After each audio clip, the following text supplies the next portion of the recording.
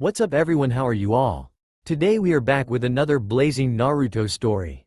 What if Naruto was seduced by the Akatsuki women, instead of being killed? If you enjoy then please like, share and do comments. And also check the description to original creator of this beautiful creation. The hidden village in the rain was a dreary sight to say the least. It was so dark and gloomy with unpredictable amounts of rain that never seemed to cease from falling. The only reason the top medic and apprentice of the 5th Hokage was here, a mission of course. It was a simple mission in Sakura's opinion. Go to a megacure to gather herbs and other medical-related information to add to Konoha's medical records. Although there were some unwanted complications, the Pinkette finished the mission in 2 days' time and wasn't expected to be finished for another day or so. Maybe we can find some eye candy in this god-awful place, her inner suggested as she walked the dim streets. In this place, she thought back as she glanced around, I highly doubt it. Her inner sighed, then let's at least go get a drink or something. After the day she had she thought she deserved it, I can do that. She spotted a local bar, although it looked a bit run down and dark, she figured it wasn't going to get much better than this fine establishment. The gravel streets could be heard crunching under the heels of her ninja boots as she approached the front door of the bar. Her hand grasped the door handle and pulled it open, letting the warmer air brush across her cheeks and shoulders. She'd soon discover that coming into this bar was a big mistake. I'll take a bottle of sake, Sakura told the bartender as she took a seat at an empty bar stool. He looked at her questioningly. The whole bottle, miss? The whole bottle, she told him with a sweet smile. We're on the road to becoming an alcoholic, inner Sakura decided, I like it. He brought what she asked for shortly after and she took a big drink. After letting the alcohol slide down her throat she looked around at the people in the bar.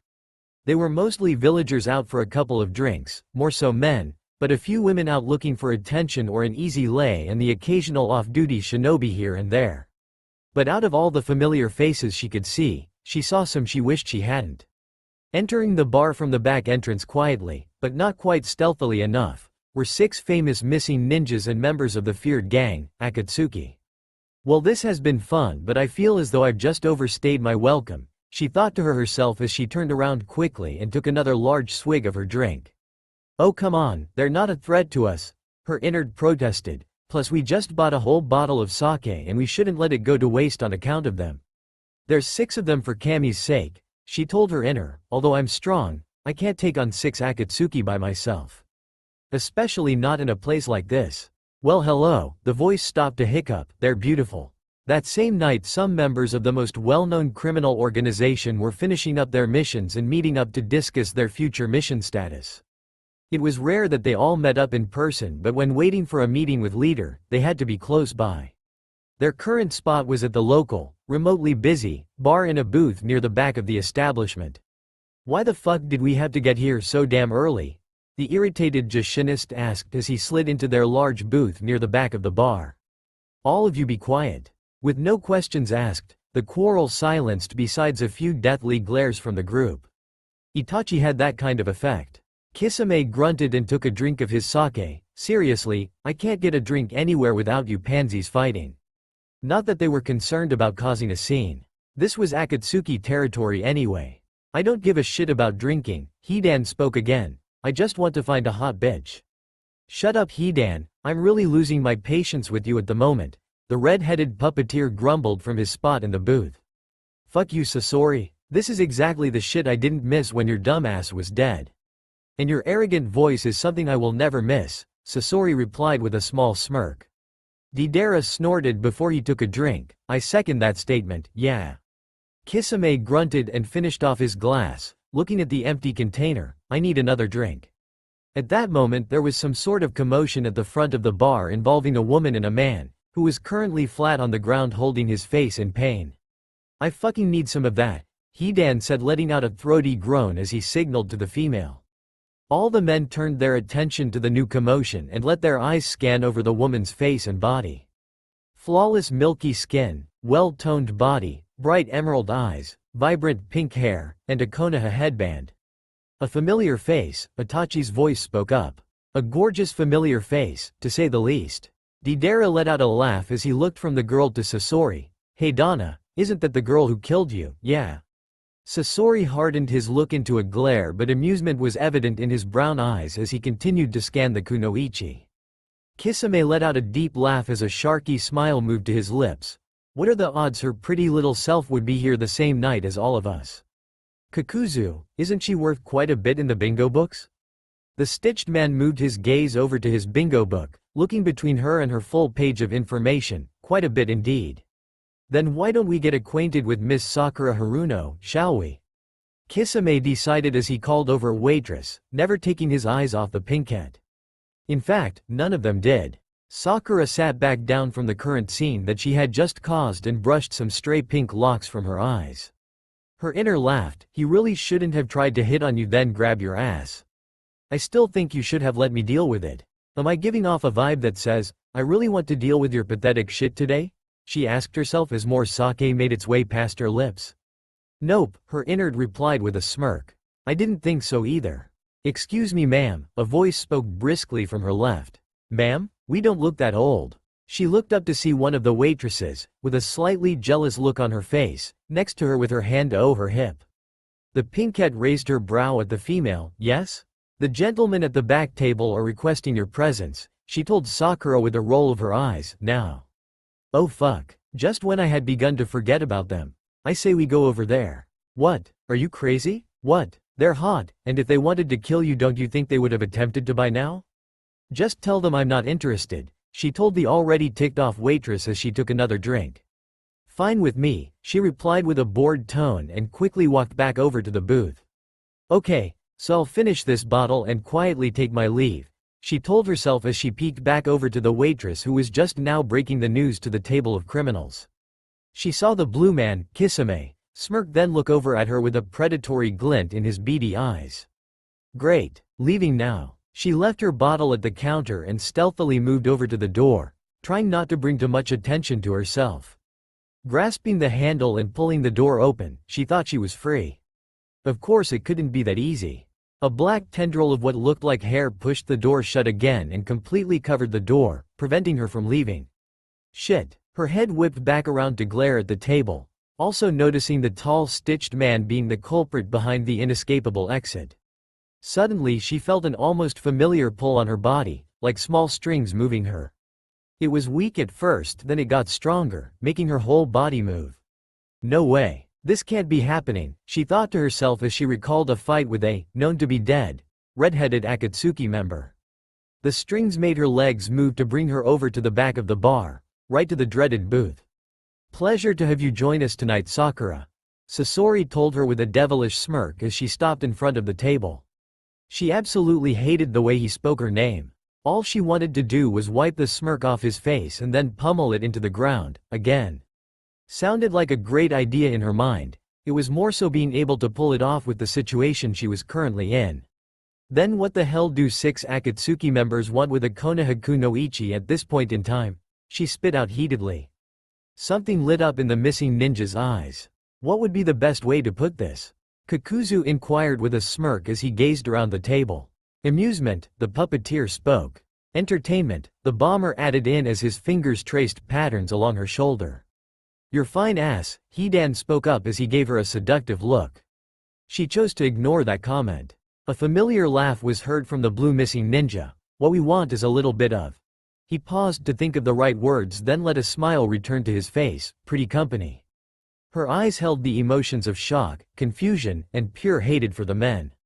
And why would you pick me instead of some cheap whore lurking around the bar that would be on you in a heartbeat? She asked as she tried to shake Blonde's wondering hand from her shoulder with no avail. Again. Hot breath fanned across her pale neck, leaving goosebumps. We enjoy a challenge. Scratch the previous thought. Itachi might try something. We can only hope. Sakura looked around the table and gulped nervously. Well, whatever you guys are planning, you should really forget it. You won't be getting anything from me. I don't think you're in a position to be making demands, Kakuzu told her as he sent his chakra-laced strings around her legs and torso, keeping her in place even more than she already was.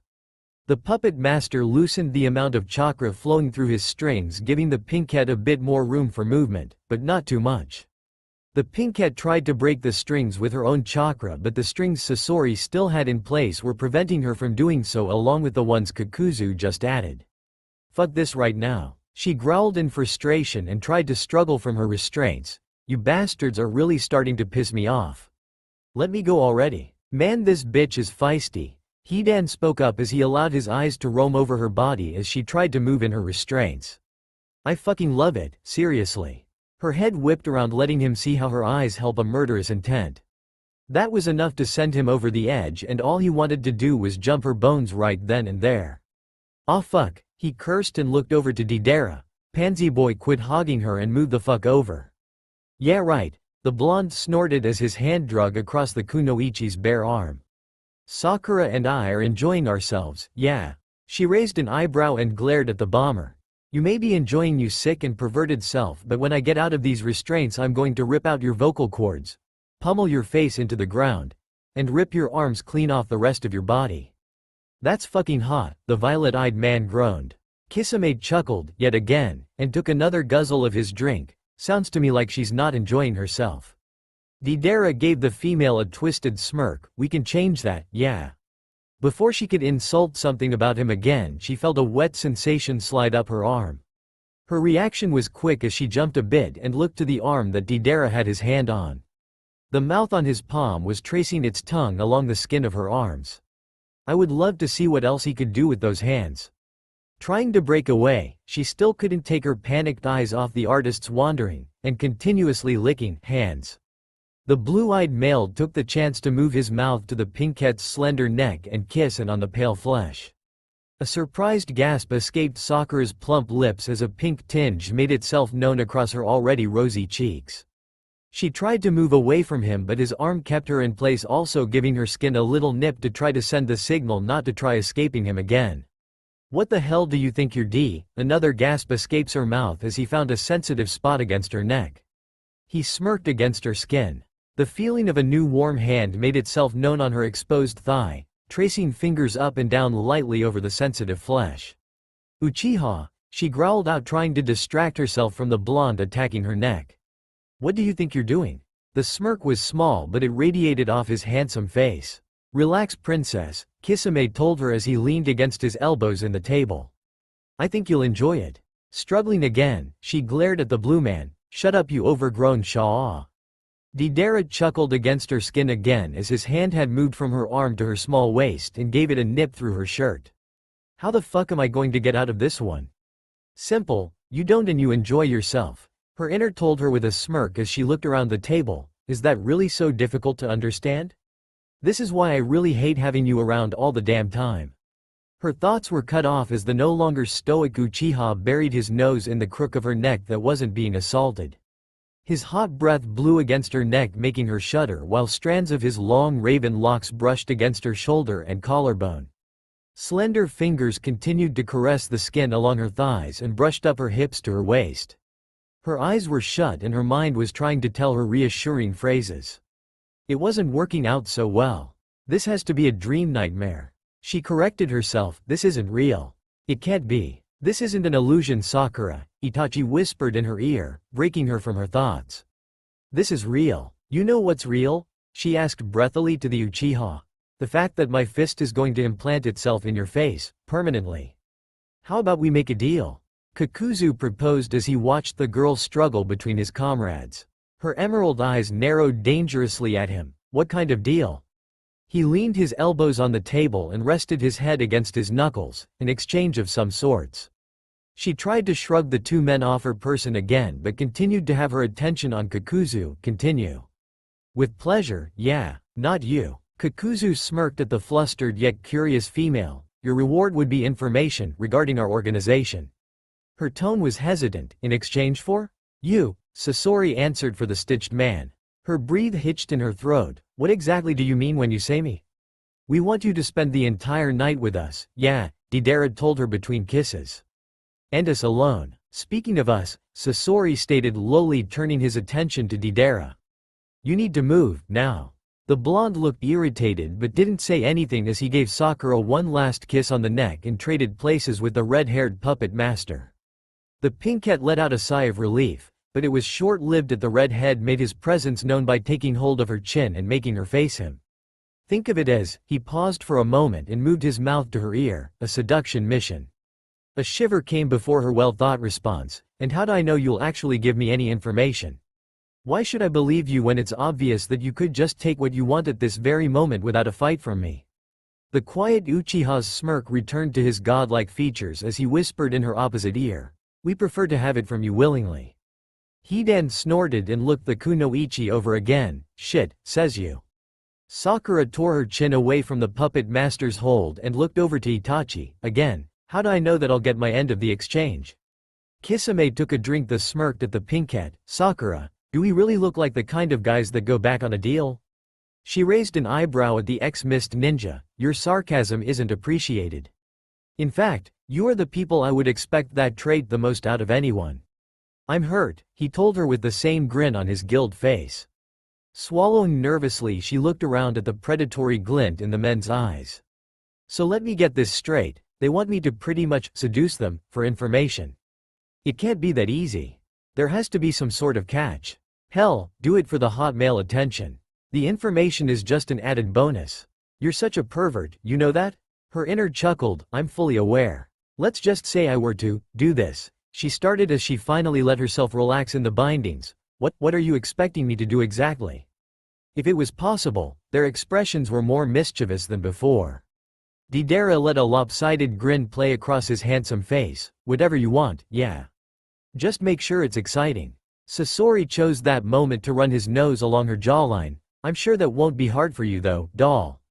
Inhaling sharply at the enemy's close contact, she thought carefully about what she was considering doing. Is the information worth it? Yes, no one else has ever gotten this close. If I say no, are they really going to let me just walk away? Probably not. Am I stupid? Extremely. I second that last statement. Fuck off. Taking a deep breath, she faced the men with her eyes fierce and determined. I'll do it. I always did enjoy a challenge, Sasori whispered against the shell of her ear. Kisame let his pointed teeth show in a large grin. This ought to be fun. Kill me now. Why the hell do I get myself into these situations? She asked herself as slowly followed the Akatsuki into a private room in the back of the bar. Followed was a loose way to put it though. Dragged would have been better suited, as one of Kakuzu's tendrils wrapped itself loosely around Sakura's wrist as he led her to the back. Sasori was at the front of the group, followed by Kakuzu, who had a hold of Sakura, then followed by the rest of the men, who each held a sense of eagerness on their faces. Some showed it more than others. They were smart in the sense of thinking that there would be a possibility of her trying to run away from them. They would have been right. Seriously though, her inner began as she looked at the men surrounding her. Why would you even want to run away? I could think of a few reasons, she replied to her inner as the group made it to the room. The room was dimly lit with only a few lights scattered across gray-painted walls. Blood-red couches and chairs were placed on the outskirts of the room with a few dark wood tables next to or in front of them. We'll leave it up to you as to how you want to do this. Itachi's voice spoke from behind her as the men waited in the doorway. What does he mean? She asked her inner, knowing that she would have an answer. Inner Sakura smirked. He means that he wants to know if you'd rather have them all around or one at a time. The thought of a handful of Akatsuki men watching as she tried to seduce one of their comrades made shivers run involuntarily down her spine. I'll just take one at a time, she spoke quietly as Kakuzu slowly released his grip on her small wrist. Taking hold of her previously hostage wrist, she positioned one of the large chairs separate from the layout of the other seating in the dark room, moving it by its lonesome in the center of the room. Nervous emerald eyes glanced up at the doorway to see that the men were no longer crowding around the archway. Only Sasori stood in the doorway, waiting for her next action or command. Who to start with, she pondered as she thought about the men waiting outside the dreaded room. She drew in a deep breath and exhaled slowly, looking Sasori in the eyes. Send in Kisame. Besides the blonde idiot, she figured Kisame would be the easiest to get information out of. The thing was, she didn't know how well he was at keeping his hands to himself. Hopefully better than Deidara, since he had literally no self-control. To make herself more appealing, for lack of better words, she removed her tan medical skirt, leaving her in her tight biker shorts. She then slightly pulled down the zipper on her red shirt, showing a bit more cleavage. UAL. The large blue male sauntered into the room with a wide shark-like grin upon his gilled face. I guess you just couldn't wait to have your time with me, he spoke roughly as he took a seat in the centered red chair. Obviously not, she muttered sarcastically under her breath as she now stood a good 10 feet in front of the seated ex-mist ninja. His tooth grin widened as his eyes surveyed her body, the way a shark would look at prey. The Konohaku no Ichi had to admit, Kisame Hoshigaki was not the most attractive person she'd ever seen, but he was interesting. Watery blue skin covered the entirety of his body, which was quite large. In height he grew past 6 feet 5 inches, and he was obviously muscularly built. Since he was so large, such things like his hands were a bit bigger than a regular man's. All the better to grab your tight ass with, inner Sakura observed with a giggle. Moving on to his face, he had high, well-defined cheekbones adorned with 3 small gills on each side. The first started right under his eyes, which were a bright white with small black pupils. This made his enemies even more convinced of his shark-like persona. As if his sharp rows of teeth weren't convincing enough. He was interesting indeed. Flashing his teeth once more, he leaned back into the scarlet chair. "I'm ready whenever you are, princess." Choosing to ignore the new nickname he dubbed her, she ed in a breath, trying to calm herself. But really, attempting to seduce the infamous and dangerous Akatsuki gang while they allowed her wasn't really helping her nerves. Here goes nothing. No, her inner disagreed. Here goes some relief of UAL tension. Her legs began to move in response with the pop and sway of her hips as she took seductive strides towards the blue man. It seemed his beady white eyes were glued to the movement her hips made until she was standing directly in front of him. Her legs barely brushed the material of his black pants. "I can do this. Just focus on the basic information."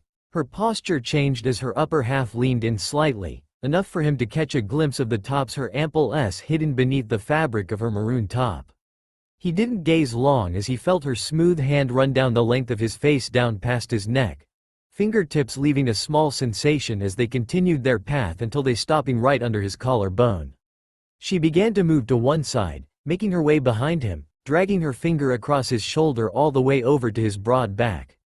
Her other hand placed itself on the opposite shoulder as she then raked her fingers up his neck and into his thick navy locks. Kisame leaned into the rosette's touch as her nails grazed circles into his scalp. She pressed her body against the muscles of his back and leaned down so that her lips barely brushed the shell of his blue ear. Hot breath tickled the side of his face as he felt the luscious curves of her body molded with his back. "Kisame," she purred in a way she didn't know she could. "Are you going to provide me with answers?" Sakura felt the start of a rough laugh reverberate in his chiseled chest. "I guess that would depend on your methods." Kisame paused and tilted his head back so that he could see her green irises from the corner of his eye of persuasion. She hummed absent-mindedly next to his ear as she pressed her lips lightly against his temple as her nose brushed against his hairline. During this action her hands dipped down across his toned chest, raking her nails the whole way. Scratching of the nails was one of her things. Her plum lips placed ghostly kisses across his temple and down to his cheek. She then moved to nibbled on the flesh just below his ear. "What's Akatsuki's purpose?" she asked breathily. He didn't answer at first as she went back to nipping his ear, then when he spoke his voice was calm. "Control over the world." "Too easy." Humming in approval at his answer, she moved slowly, brushing her body against his, as she positioned herself in front of him. Seductively, she placed herself in a straddle over his lap as she provided a bit of space between their chests. Her arms stretched directly over his large shoulders and her hands curled back around to once again grasp his cobalt locks. "Say his name again," he inward suggested. "I think he's into that." "Kisame," she purred once again as she rolled her chest to mesh with his. His muscles twitched in response to her action, along with her words, and the hands that were still calmly waiting at his sides were obviously itching to touch her. Her sinful hands traveled down his arms until they met his own. With little effort, she placed his large hands on her petite waist. Keeping her hands on his own, she pressed herself against him more and moved her mouth to the shell of his ear. "It's okay to touch me, Kisame." He didn't need to be told twice as he tightened the grip she introduced on her hips and held her closer to him as well as held her down enough to feel the bulge beginning to form right under her lap. "I guess that means we're doing a good job," inner Sakura joked. As a response to his actions, she pressed her lips to his neck and made similar actions to the ones Deidara was doing to her earlier. Her hands moved from his hands to his chest and abs as she felt the result of his muscles from the training over the years. Kisame exhaled quietly in approval as she was daring enough to give a short lick to the side of his neck. Her nose inhaled his mild scent of ocean and blood. An odd but predictable combination. Shortly stopping her ministrations, she spoke quietly. How many tailed beasts does Akatsuki possess? 7, he breathed quickly as he wanted her to continue what she was previously doing. Although it wasn't much, this girl was good at what she did. Most women, in Kisami's opinion, would go right to the more bold actions and not make him wait at all. Not that he'd complain. Sakura took her time because she knew she didn't resort to such easy and cheap methods to get what she needed from her target. And right now, he was the target, her target. He was fine with that as long as he was the only thing occupying her attention at the time. He yearned for her eyes on him and only him. And even if it was for a short amount of time, he'd take it. How often do you get the Sakura Haruno, top ninja and medic, not to mention most beautiful women in Konoha, straddling your lap and pushing her perfect body against your own? Not very often. Her scent was even more intoxicating up close and made him want to roll his eyes shut. Sakura rocked her hips against his own and her seductive emerald met his lust-filled white. How many members are there in your organization? She asked, then rocked her body forward once more. Kisami's large hands moved slightly lower on her hips and still kept their tight hold. 10, he growled out. Again in a daring action, she moved her small hands under and up his shirt, caressing the muscles of his torso. Last time I heard there were only supposed to be 9 since you hadn't retrieved the ring Orochimaru took with him. We got it back, Kisame replied with a grunt as her warm hands met his cool skin. That snake has nothing on us. I think we've gotten just about enough from him, her innard replied. I thought you were all for the male attention, she retorted with a brow raised. Well sure, but this is also strictly business in your opinion and we wouldn't want to go too far with him. That would just make us a tease. You're such a hypocrite. She let her hands continue their path along his abdomen as she began to lightly kiss up his neck and jaw. Her lips kissed up to the corner of his mouth where she felt him such in a short breath. She smirked against his skin in response and placed a chaste kiss on his blue lips. Kissing him again, he now had time to respond as she let her lips linger longer. He pushed with more force, showing her that he wanted her to continue, but she moved back slightly, leaving only a hair of space between them. Who's your leader? She whispered huskily against his lips. Pain, he replied quickly before molding his lips with her own once more. As a reward for his answer, she licked his bottom lip, requesting entrance, though she knew she would be given it anyway. He reacted quickly and let their tongues join in a fierce dance of passion and lust. Her taste was even more intoxicating than her smell, resulting in the shark male pulling the pinkhead even closer to his body. They pulled back for air, her hot breath fanned against his neck as they looked into each other's hazed eyes. Well, aren't you bold? She slowly slid her hands from beneath his shirt and put more space between their heated bodies. I think I have the information I need, she replied breathily as she placed one last kiss on his cheek before removing herself from his lap entirely. The medic Nin walked over to the closed door with her hips still swaying because she knew his eyes would still be on her, and held onto the knob of the door. Turning her head to face him, Emerald met White once more. I hope you got roughly what you were looking for tonight, she told him in her seductive voice. Who would have known that this innocent-looking girl could seduce him with such simple acts? It was now obvious that Sakura Haruno was more than just a beautiful ninja. In Kisami's eyes, he knew she was now a threat to his comrades and his organization. She was a seductress. Kisame exited the room, but not before surveying the pinkhead once more before he left. He knew that his comrade would fall for her tricks, especially Deidara. It was hard for him to admit, but he even thought Itachi would fall victim to her undeniable beauty. They were so screwed. His rough hand rubbed the back of his blue neck as he rejoined his gang. Taking a seat between Kakuzu and Itachi, he didn't make eye contact with any of them. Well, Deidara inquired with a brow raised. What happened? Yeah. Kisame didn't answer the bomber and instead looked up at another member. She wants you next. The other member chuckled and stood from his seat. Of course she fucking does, who doesn't? The entertainment for the night placed a hand on her now sore ass, thanks to Hidan's friendly slap, and walked over to a mirror decorative that was placed slightly higher up on the wall. She turned herself around and took a look at the fresh wound on the back of her hip. You fucking asshole, I'm going to murder you, she screamed as she began to send green healing chakra into the familiar shape. Yes, an all too familiar shape. The Jashinist used the medic's kunai and carved his religious symbol into her lower back. The Jashin symbol taunted her as the wound healed at an extremely slow pace. You should have known he would pull something stupid like this. I will find some way to kill him and I will make sure it's the most painful death possible. Too bad he'd probably enjoy it. The medic huffed in frustration as she continued to concentrate on the Jashin wound on her back, hoping that it wouldn't leave a visible scar.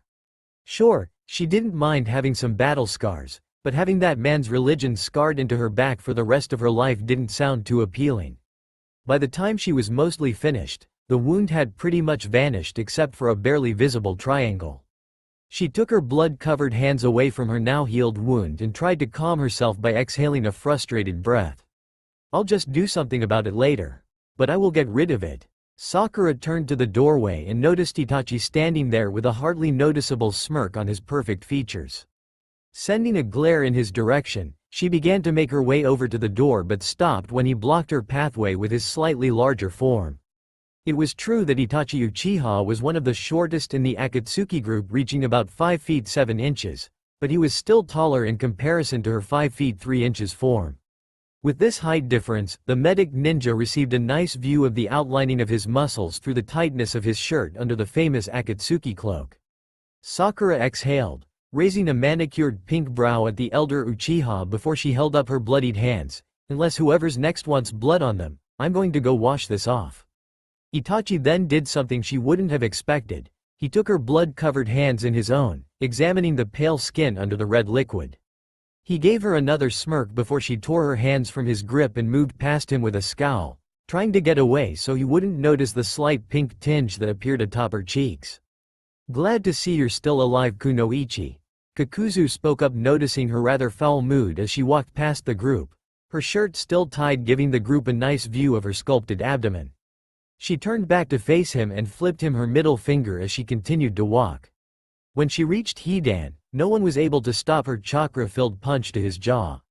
Hearing a satisfying crack as the white-haired male fell out of his seat, she placed her palm over her previously bloody knuckles and pushed to receive a relieving crackling sensation from her fingers. Sakura, Itachi spoke in warning as he moved out of the doorway. What? She asked innocently as she continued to walk backwards towards the bathroom with a smug smile. He enjoyed it. Some of the criminals chuckled while Itachi just smirked as she rounded the corner. Zetsu. The addressed man seeped from the floor with his flytrap-like protector closed around his face. Once he fully submerged from the floorboards, his protector opened, revealing his bicolored face. Yes, Itachi? What do you want? Keep an eye on her. Fine. Don't tell me what to do, Uchiha. The plant man replied as he sunk back into the floor to watch over the fiery pinkette. She reached the bathroom and took a quick look around. It looked like the rest of the bar. Shitty. The medic ninja let out an annoyed sigh as she turned on the slightly rusted faucet, letting the cool water run down her hands then into the drain. Once Sakura washed the blood off her hands, she looked outside the door to find that no one had followed her. They can't be that stupid, she told herself as she searched around for their chakra signatures. She found that they were all still back at the room. Kunoichi, you might want to check again. The voice startled her as she turned to her left and found a plant figure coming out of the wall wearing an Akatsuki cloak. Sakura cursed under her breath as she turned around and made her way back to the room, leaving the plant man to smirk at her retreating form. How interesting. Can we eat her? No. I hope this doesn't mean I have to seduce him too, she thought to herself as she walked. Why not? Her inner replied back with a smirk, the more the merrier. When passing by Hidan, she smirked at the nasty bruise she left along his broad cheek and jawline. Hope that hurt. Like a fucking bitch, babe, but I loved it, he told her with a smirk as he looked her up and down once more. Of course you did, you sick masochist, she scoffed as she passed back through the doorway. Before someone could go in and ask who she wanted next, they heard her voice.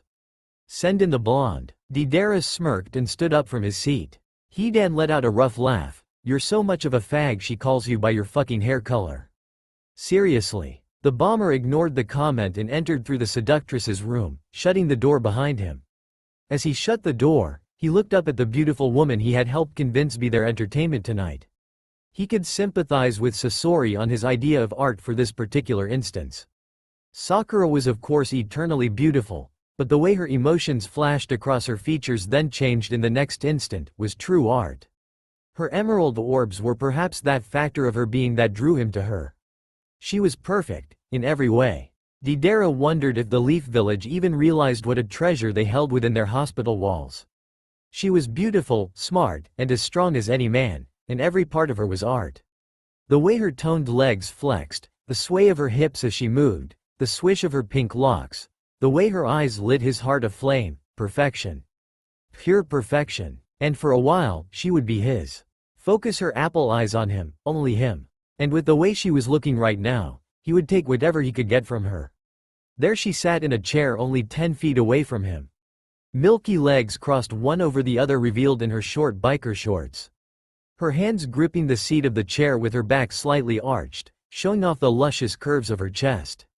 Her red vest was slightly unzipped, showing off the pale skin of her neck and the tops of her ample S. Her top was also still tied above her midriff, presumably from healing herself after Hidan. His azure eyes moved up to her face, which revealed slightly parted lips and pure green orbs holding an emotion he loved to see in her eyes, lust. So Deidara, Sakura purred as she gently pushed herself up from the chair and sauntered her way towards the blonde bomber. What do you think we should do during our time together? She stopped in front of him with her chest lightly grazing his own, trailing her fingers lightly down his sides and stopping at his waist. Her emerald eyes looked up at him with mischievous and lustful intent. The blonde smirked as he ran one of his artistic hands through her pink tresses, stopping when he reached the base of her neck, cupping it. I can think of a few things, yeah. The Konohaku no Ichi let a small smirk cross her features as she lightly bit into her bottom lip. Sakura didn't want to admit it, but out of the men in the Akatsuki organization, Deidara was one of the more attractive. His tanned skin, azure eyes, and long blonde hair made him absolutely enthralling. Hell, even his small speech impairment made him even more adorable. The only thing that held the medic ninja back from admitting these things aloud. He was a criminal, and a well-known one at that. His face was in every bingo book known to man. He was a murderer, he's killed hundreds, maybe even thousands. Did he even feel remorse for any of them? Probably not, but who cares? Her inner chided, he's hot. Sakura knew that seducing Deidara would be easy once she began, seeing as how he had expressed his interest in her only hours earlier. What is it that you want, Deidara? She whispered with hot breath fanning across his face. His handsome lopsided smirk tugged at his perfect lips as he moved his face close enough to run his nose from her cheek to her temple, placing his mouth conveniently near her ear. You. Moaning my name, yeah. A short laugh emitted from her lips as she inwardly smirked. And how do you plan to accomplish that, Deidara? The artist nuzzled his nose against her ear and she could feel his smirk against her soft cheek, in the most pleasurable and artistic ways, I can assure you. Here's the situation though, Dei. She began seductively in his ear as she slid her fingers under his tight shirt.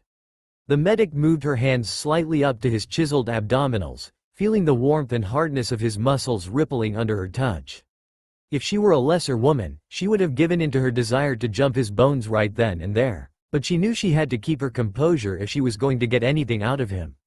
Because she also knew, he wasn't going to keep his for much longer. I need to extract some important information from you. Sakura continued in her sultry tone as she nipped lightly on his earlobe, and if I just give in to like I want to, I won't get that information. The pinkette waited for him to take the bait as she continued to coax him with her hands inching farther up his toned muscles. How about we make a deal, yeah? Gotcha. The blonde bomber felt the alluring woman in arms smirk against his ear before she whispered, what kind of deal, Deidara? The Akatsuki member let a smirk of his own appear on his handsome face as he moved his hands down her arched back, stopping at her hips and pulling her to mesh with his own, an exchange of sorts, yeah. I'm listening, she spoke breathily as she traced absent-minded shapes across his bared torso, then grinded her hips slightly against his own, successfully feeling her early effects on his body. His lips slanted up more as he moved his forehead to press against her own. You get your information and I get to do to you what I think is. He spoke then paused, looking into her glazed green eyes. Fair, yeah.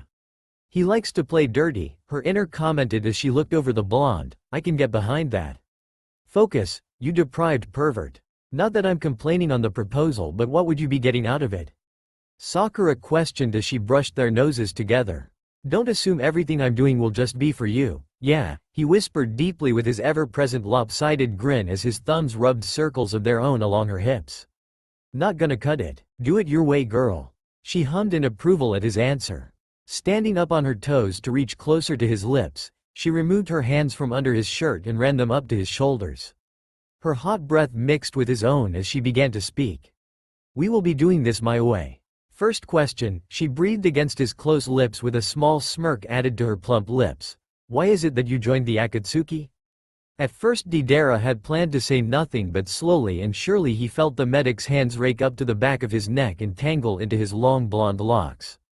She tightened her grip on his hair, pulling his head back slightly and moved her nose into the crook of his neck.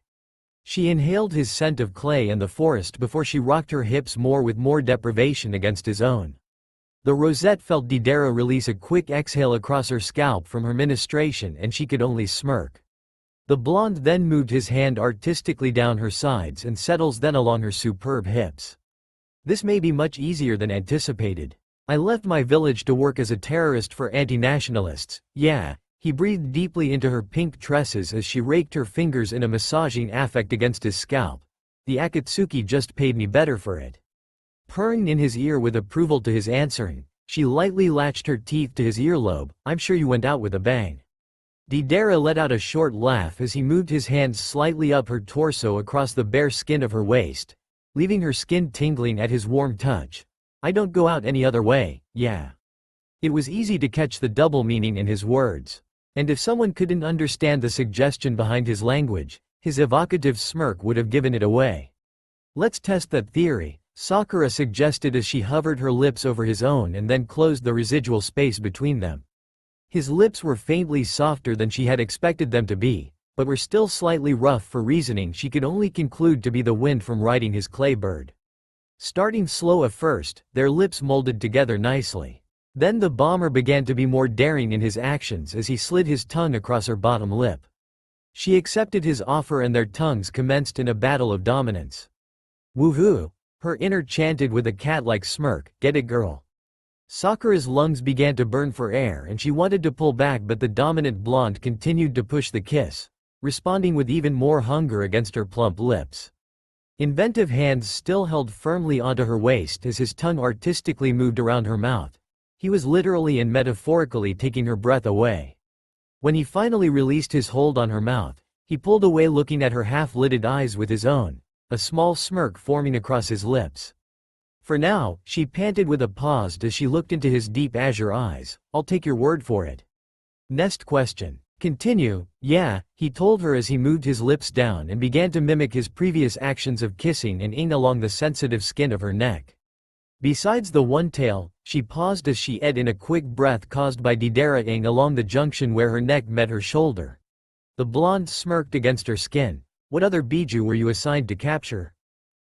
Deidara hummed against her skin before giving it one last lick as he moved his face back to her level, smirk still visible, the three-tail, yeah. But he wasn't a challenge in the slightest. Sakura raised a pink brow. And the Akatsuki member, and why is that? The bomber's smirk widened as his eyes danced with mischievous intent. I don't think you've quite earned that answer yet, yeah. Really? Her voice purred in questioning as she rolled her pelvis against his own, manufacturing a groan from her blonde target. I thought we were moving along quite nicely. The medic felt the artist's hands slide down her hips and cup her bottom, giving it a small squeeze. She tried to hide her surprise by only uttering a small noise of surprise, causing the blonde to let out a low chuckle that she could feel through her own body at the closeness of their bodies. Extract it from me, yeah, he dared passionately against the shell of her ear, causing a delicious series of shivers to run down her spine. Sakura cursed inwardly in the evolution of the situation at hand. She really expected Deidara to be taking whatever he could get from her and spilling information left and right, but she was sadly mistaken. Although her inner didn't agree, she was perfectly fine with doing whatever the attractive Akatsuki bomber had in mind. Sakura wasn't as lenient. Of course she would now admit that she was extremely attracted to the blonde. Who wouldn't be? Though, that wasn't exactly the issue. It was the fact that her own self-control and pent-up UAL frustration could get the best of her at any moment. And with a very eye-catching male alone in a room with her suggesting that she commence in less than forgivable things, she might snap.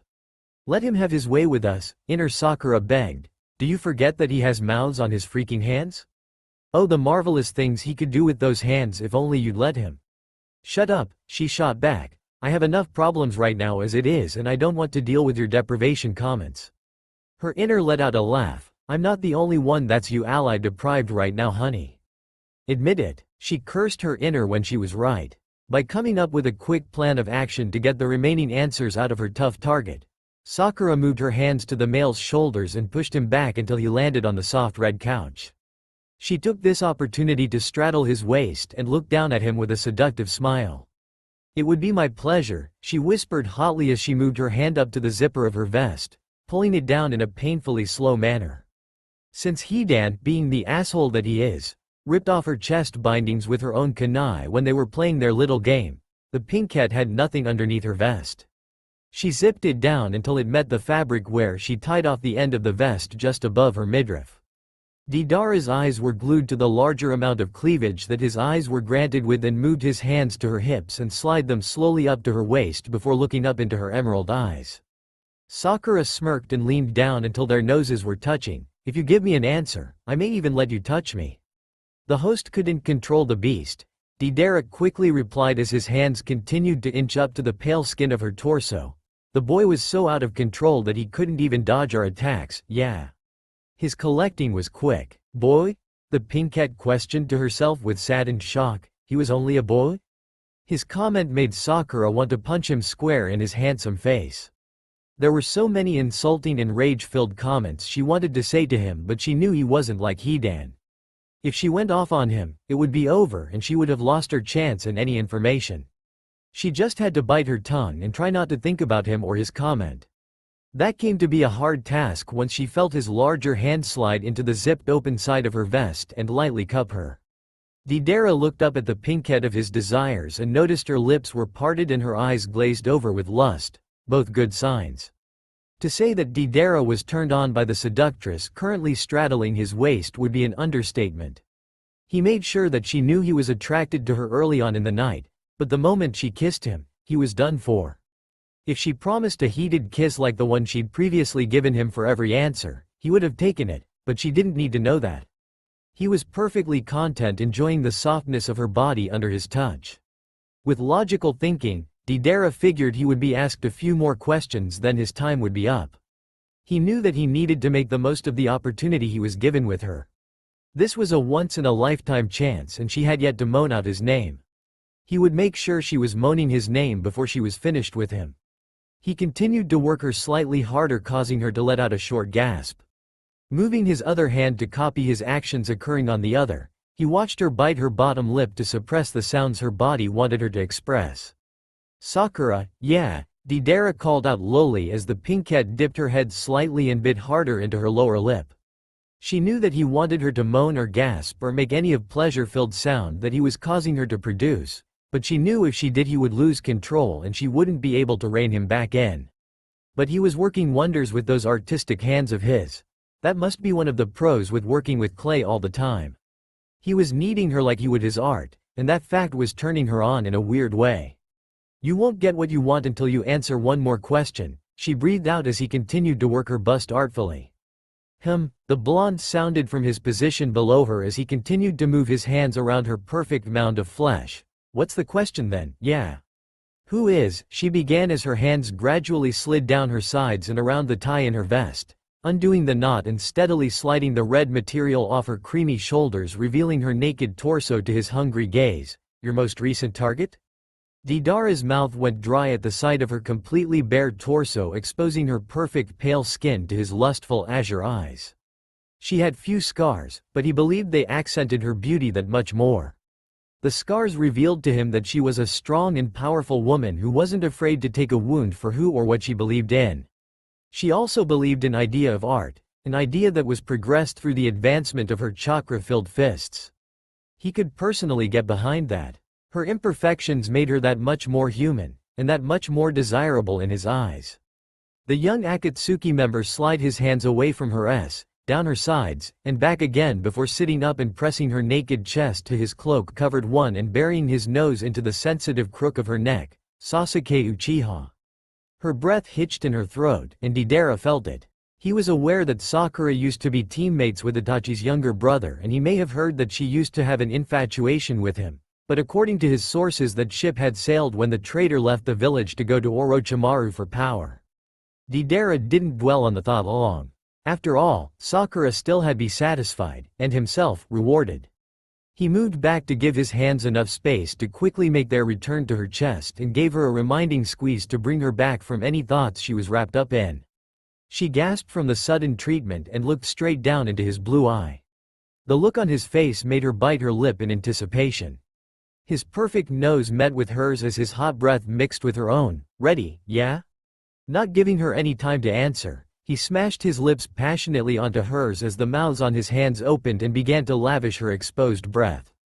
Sakura gasped once more into the kiss, and Deidara took the opportunity to slide his tongue into her mouth and explore her intoxicating taste. When the need to part for air came, Deidara went immediately from her plump lips to her slender neck. His hands continued to torture her with their mouths as he enjoyed the small mewling sounds Sakura continued to make. The mouths decided to suddenly bite down harder on the sensitive flesh they were working, causing Sakura's hands to instantly find their way into Deidara's long blonde locks. Deidara. He lost the last bit of control he was hanging onto. The way his name dripped from her lips was like the most beautiful music he had ever heard. The blonde couldn't hold himself back from crushing his mouth against her own once more and pushing his tongue right past her slightly parted lips. Their tongues danced their familiar sinful dance as Deidara's artful hands continued to move along the curves of her chest. They broke away and Deidara laid kissed from the corner of her mouth all the way up to her ear, where her bit her earlobe lightly. "Any more questions for me, yeah?" he whispered roughly with a smirk as he gave her another firm squeeze. "Our job here is finished," her inner spoke. "I'm sure you can wrap things up from here."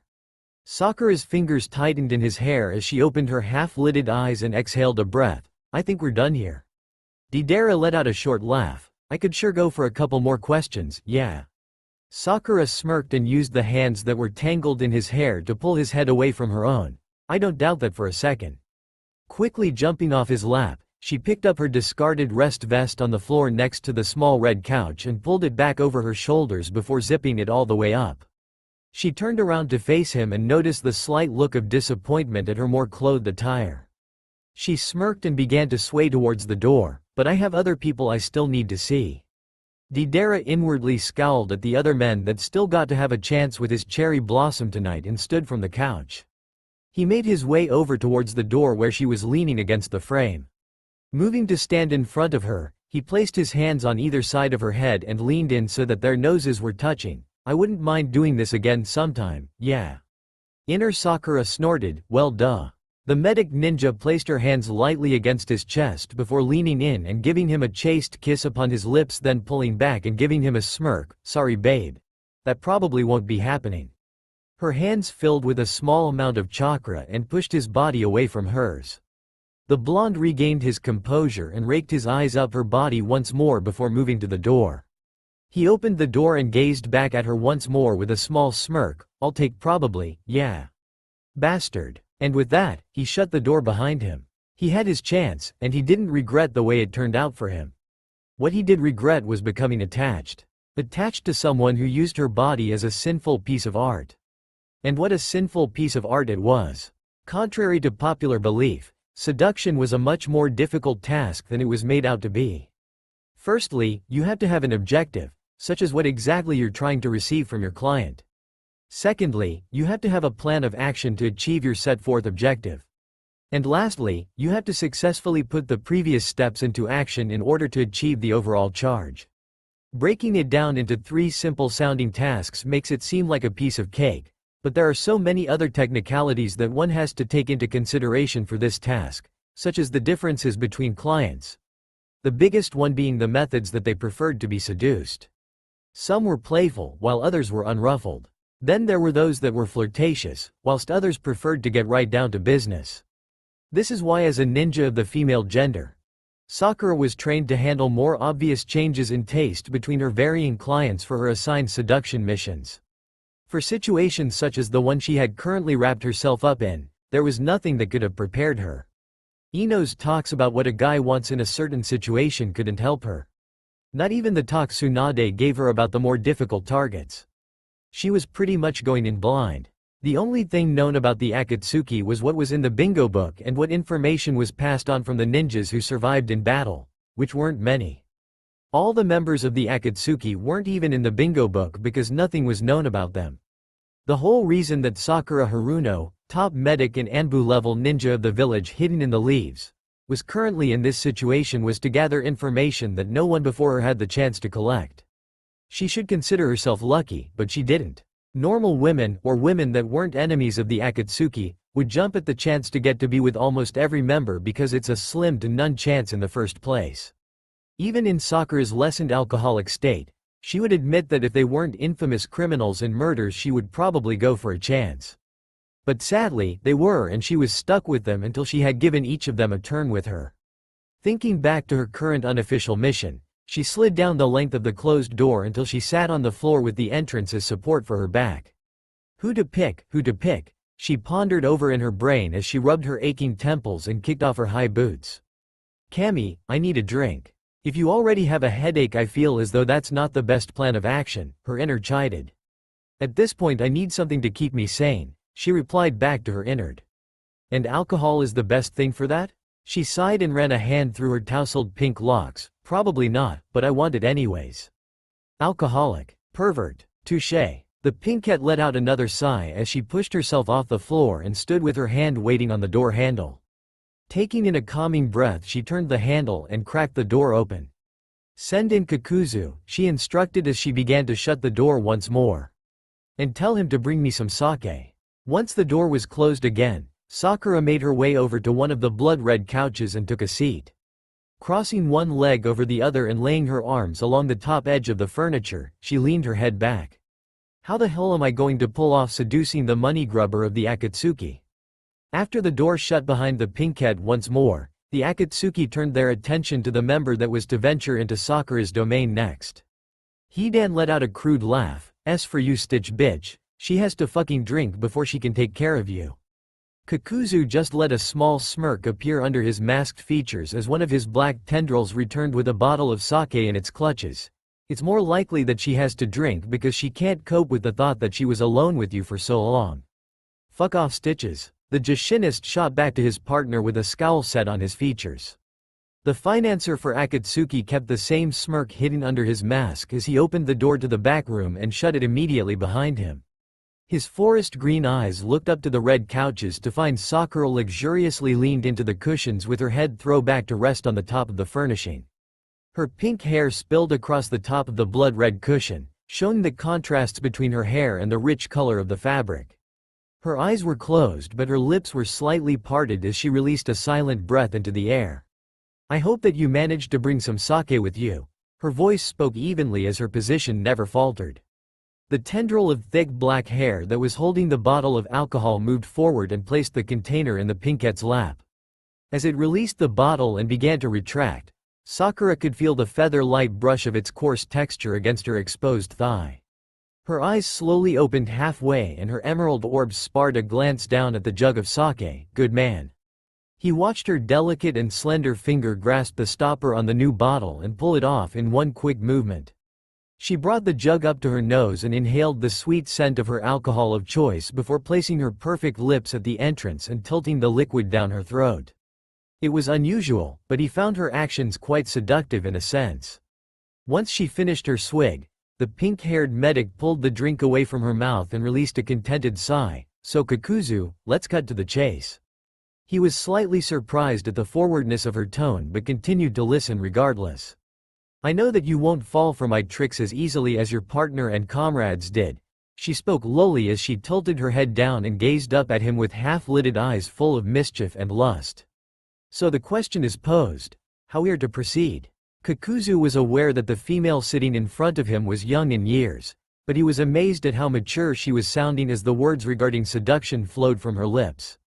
It was true that her beauty was unprecedented as well as unrivaled in her country, but he thought that with her inexperience in years she would fall flat in relation to seduction techniques. How wrong he was. Even without doing anything but sitting and drinking sake, she was becoming more appealing by the second. And he knew that she was aware of that fact, no matter how much she would try to convince him otherwise. Then I believe we are at a standstill until we figure out how to advance, he told her, the deepness of his voice being made more evident with his words.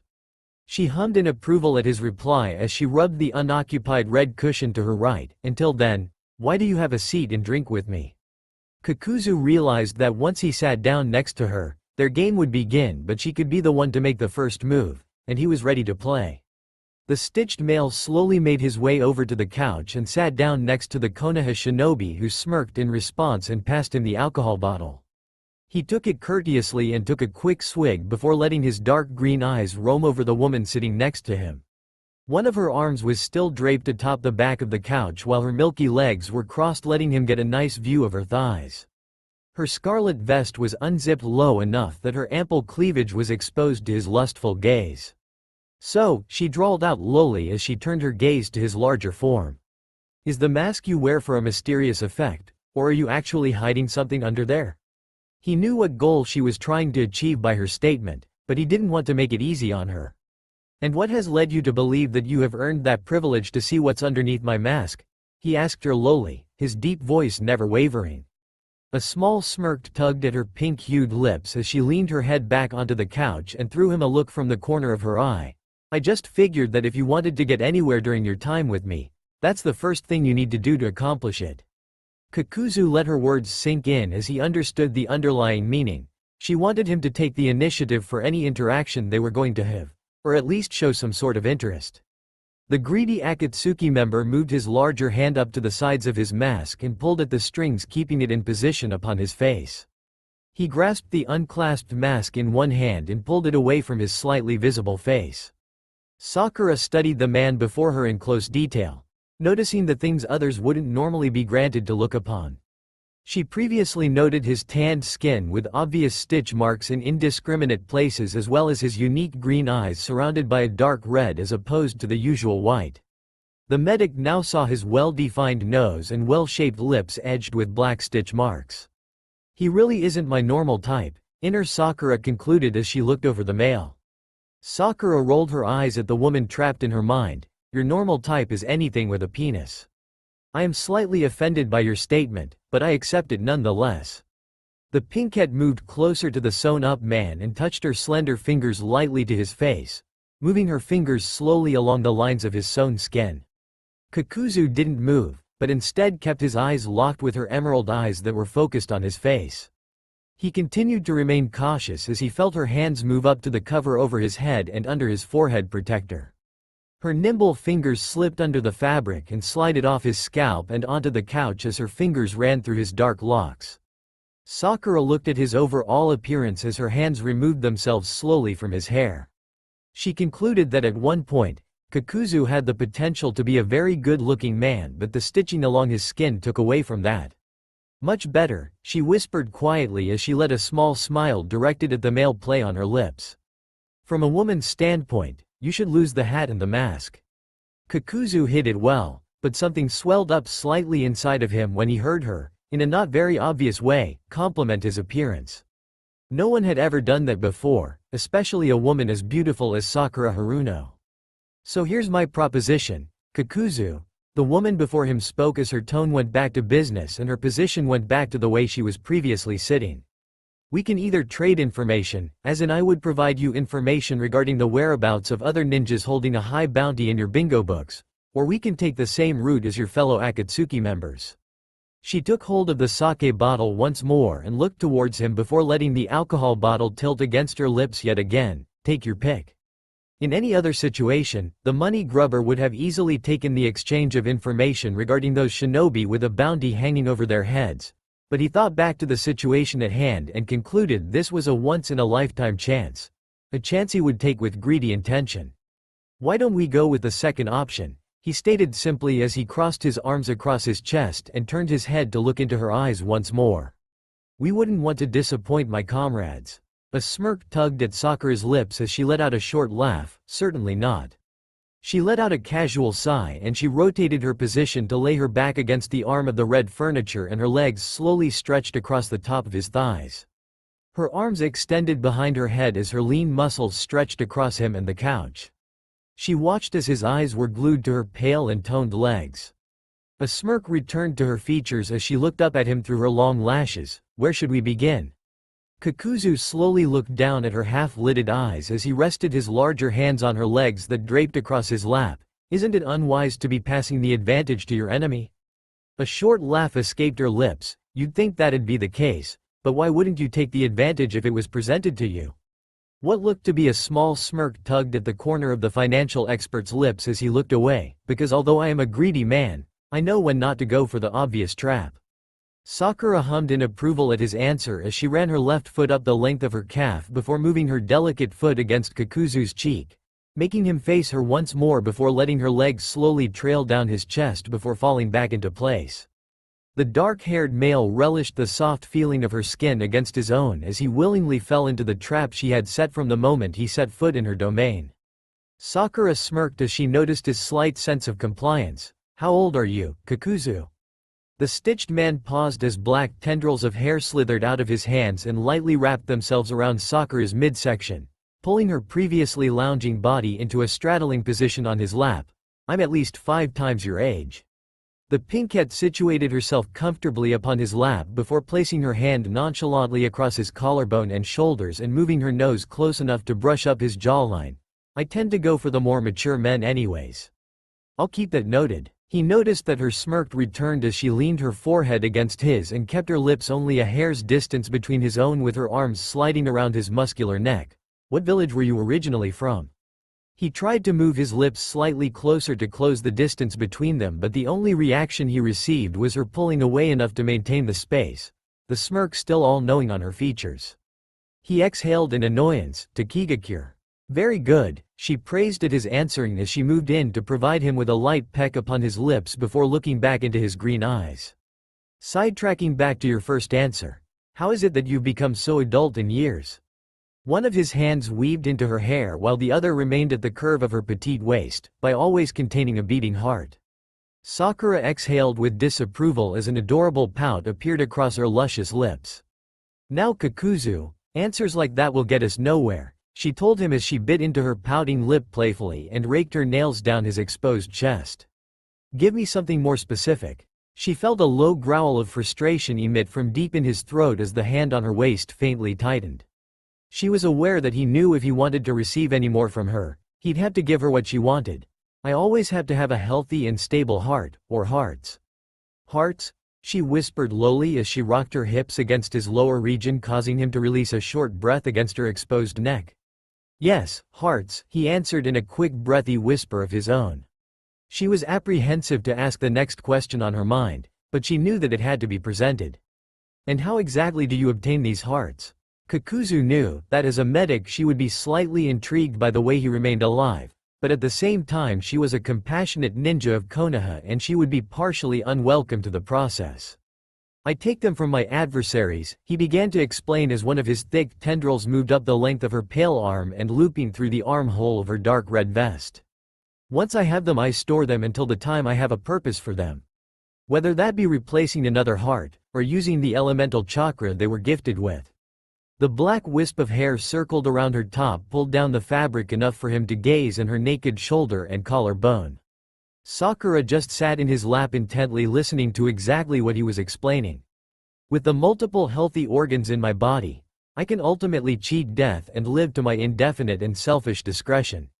Kakuzu felt Sakura's posture somewhat stiffen at his explanation and he didn't want his words to make her pull away. So he released another tendril to wrap itself around the pinkette's wrists that were placed around his neck, keeping her from moving from her current position. Sakura could admit that she was disgusted, not only with the process she had just heard from the man below her, but with herself for being partly interested in the words he spoke explaining his procedure. I worry about you sometimes. And I you. So with this course being taken, assuming you take the hearts by force with your companion. She paused as she sparred a glance towards the strand of hair near her shoulder. The victim is dead before the heart is even taken from their chest cavity. Precisely, the stitched man answered as he was slightly surprised with her now calm demeanor after his gruesome method explanation. If I am going to kill them anyway, they have no use for their hearts once I'm finished. I see, the female spoke evenly as she brushed her nose against his own and let their eyes meet in a half-lidded gaze. Then I suppose there is nothing else to be said in that regard. I agree. There are only things to be done, he whispered against her skin as he molded his lips against hers in a heated kiss. Sakura felt the need and lust flow from Kakuzu as if it was water flowing from a waterfall.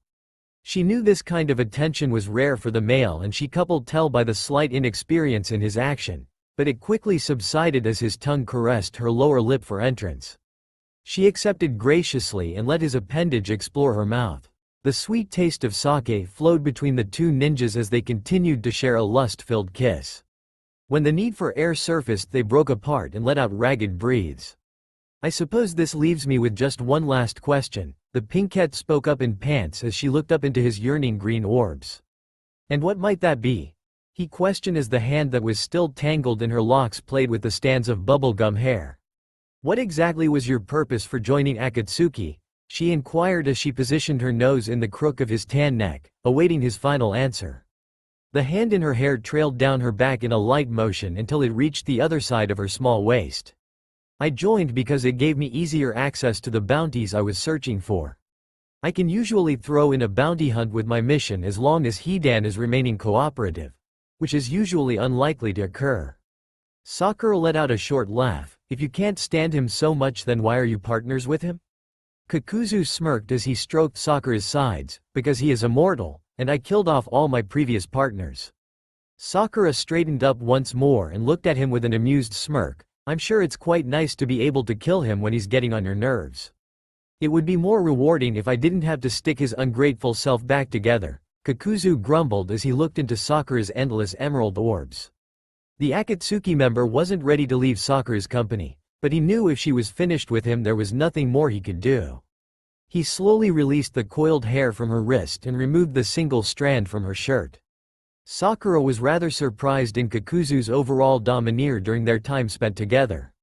She assumed that he would be difficult and rude, but he was surprisingly undemanding with what he wanted during their time.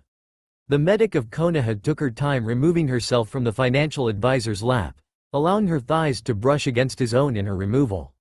She turned to walk towards the door, knowing that he was not far behind her. I do hope that you weren't disappointed. Not at all, he replied, his deep voice carrying through the small room. I hope that I was more enjoyable company than my partner. She let a coy smile slip onto her lips as she leaned against the doorway. I would have to say that you were, since you didn't carve a religious symbol into my skin.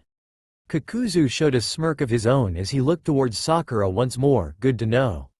The woman before him had defied all prospects of his set-in-stone ideal. Nothing in life can be free. And perhaps in some sense, what he received wasn't quite free. In her opinion, she received the better end of the deal, but he couldn't help but disagree.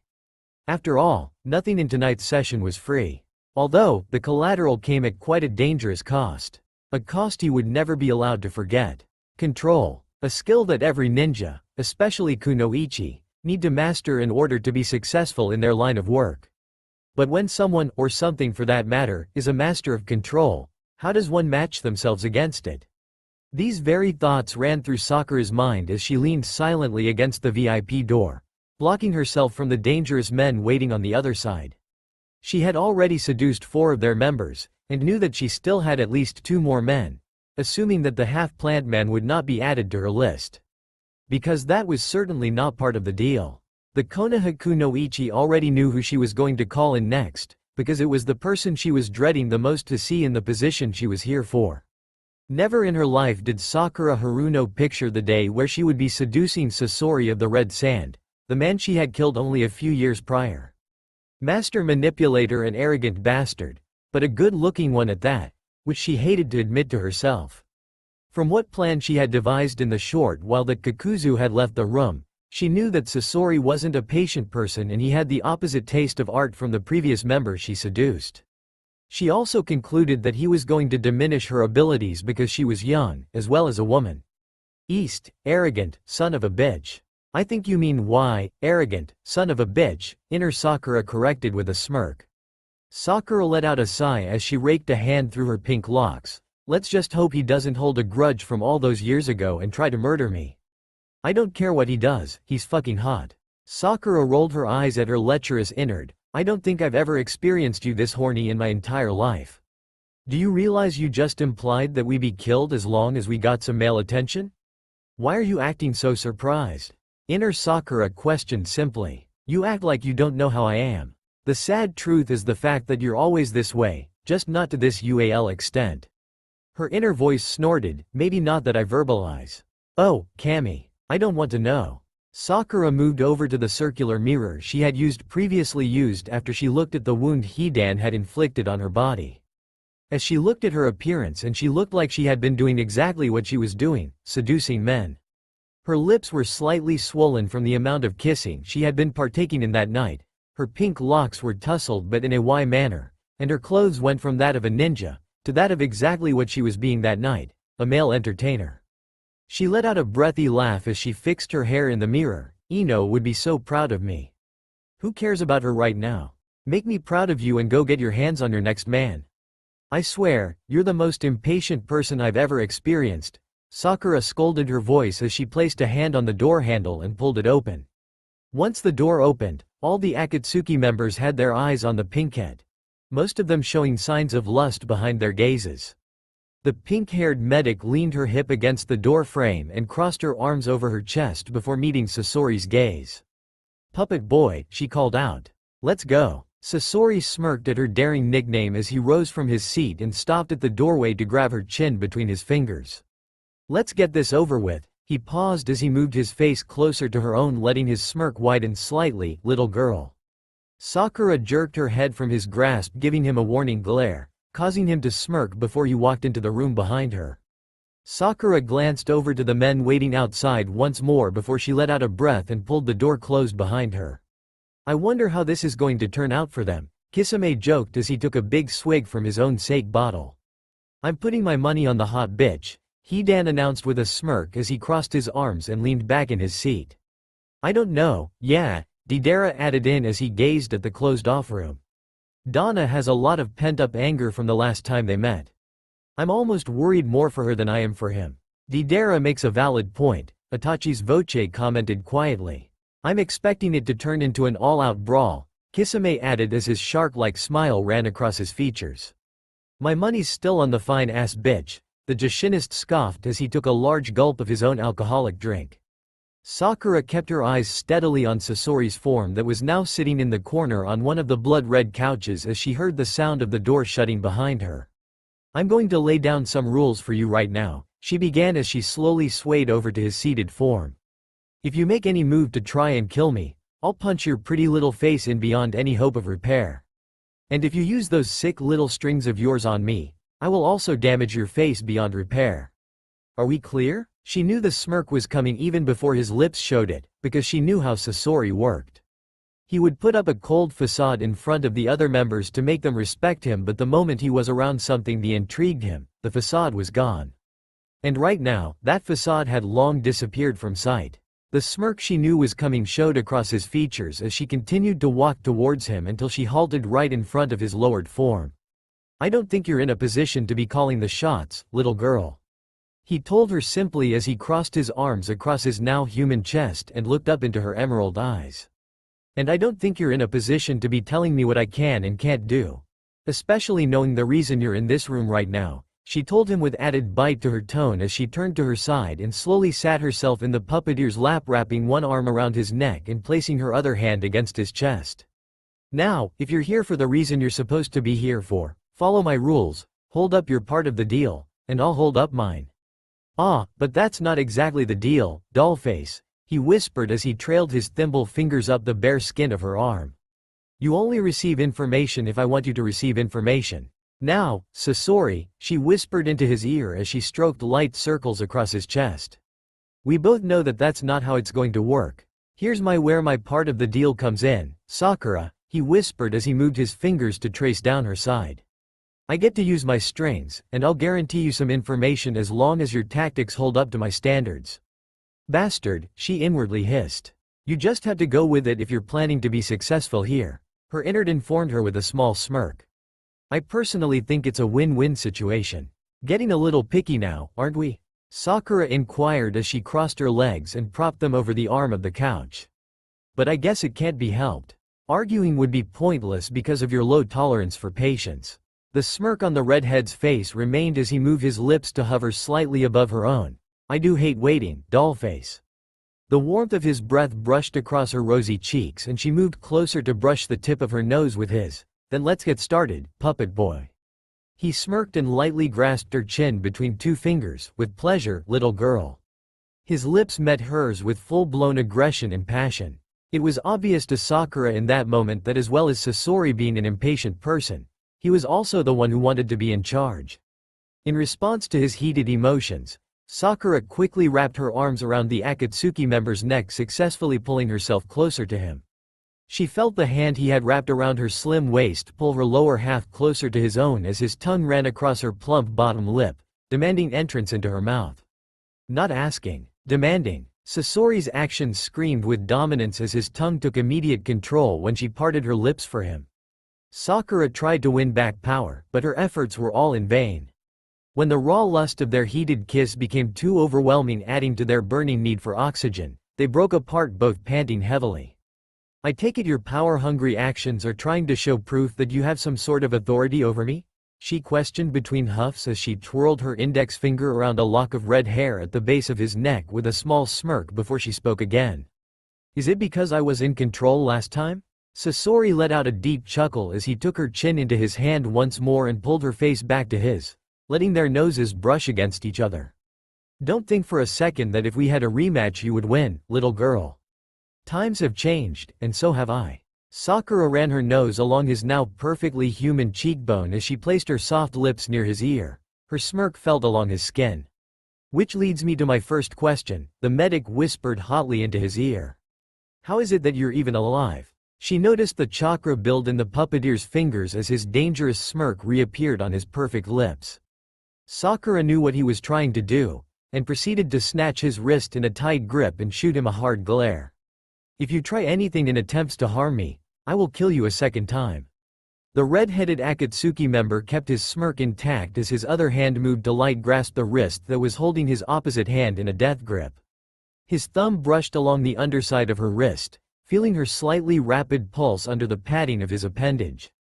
"Don't be so scared, dollface," his voice teased as she felt the underlying challenge in his words. "I wouldn't do anything you wouldn't enjoy." "I like where this is going," her innards squealed eagerly. "Of course you do, you little pervert." The pink-haired kunoichi of Konoha did something she didn't usually do. By letting go to the Akatsuki member's wrist, she also let down her guard. Sasori smirked as she released his wrist and let his blue chakra string slither from his fingers and connect to the pinkette's limbs. He saw the slight panic that flashed through her exquisite emerald orbs, and it made his heart clench and swell at the same time.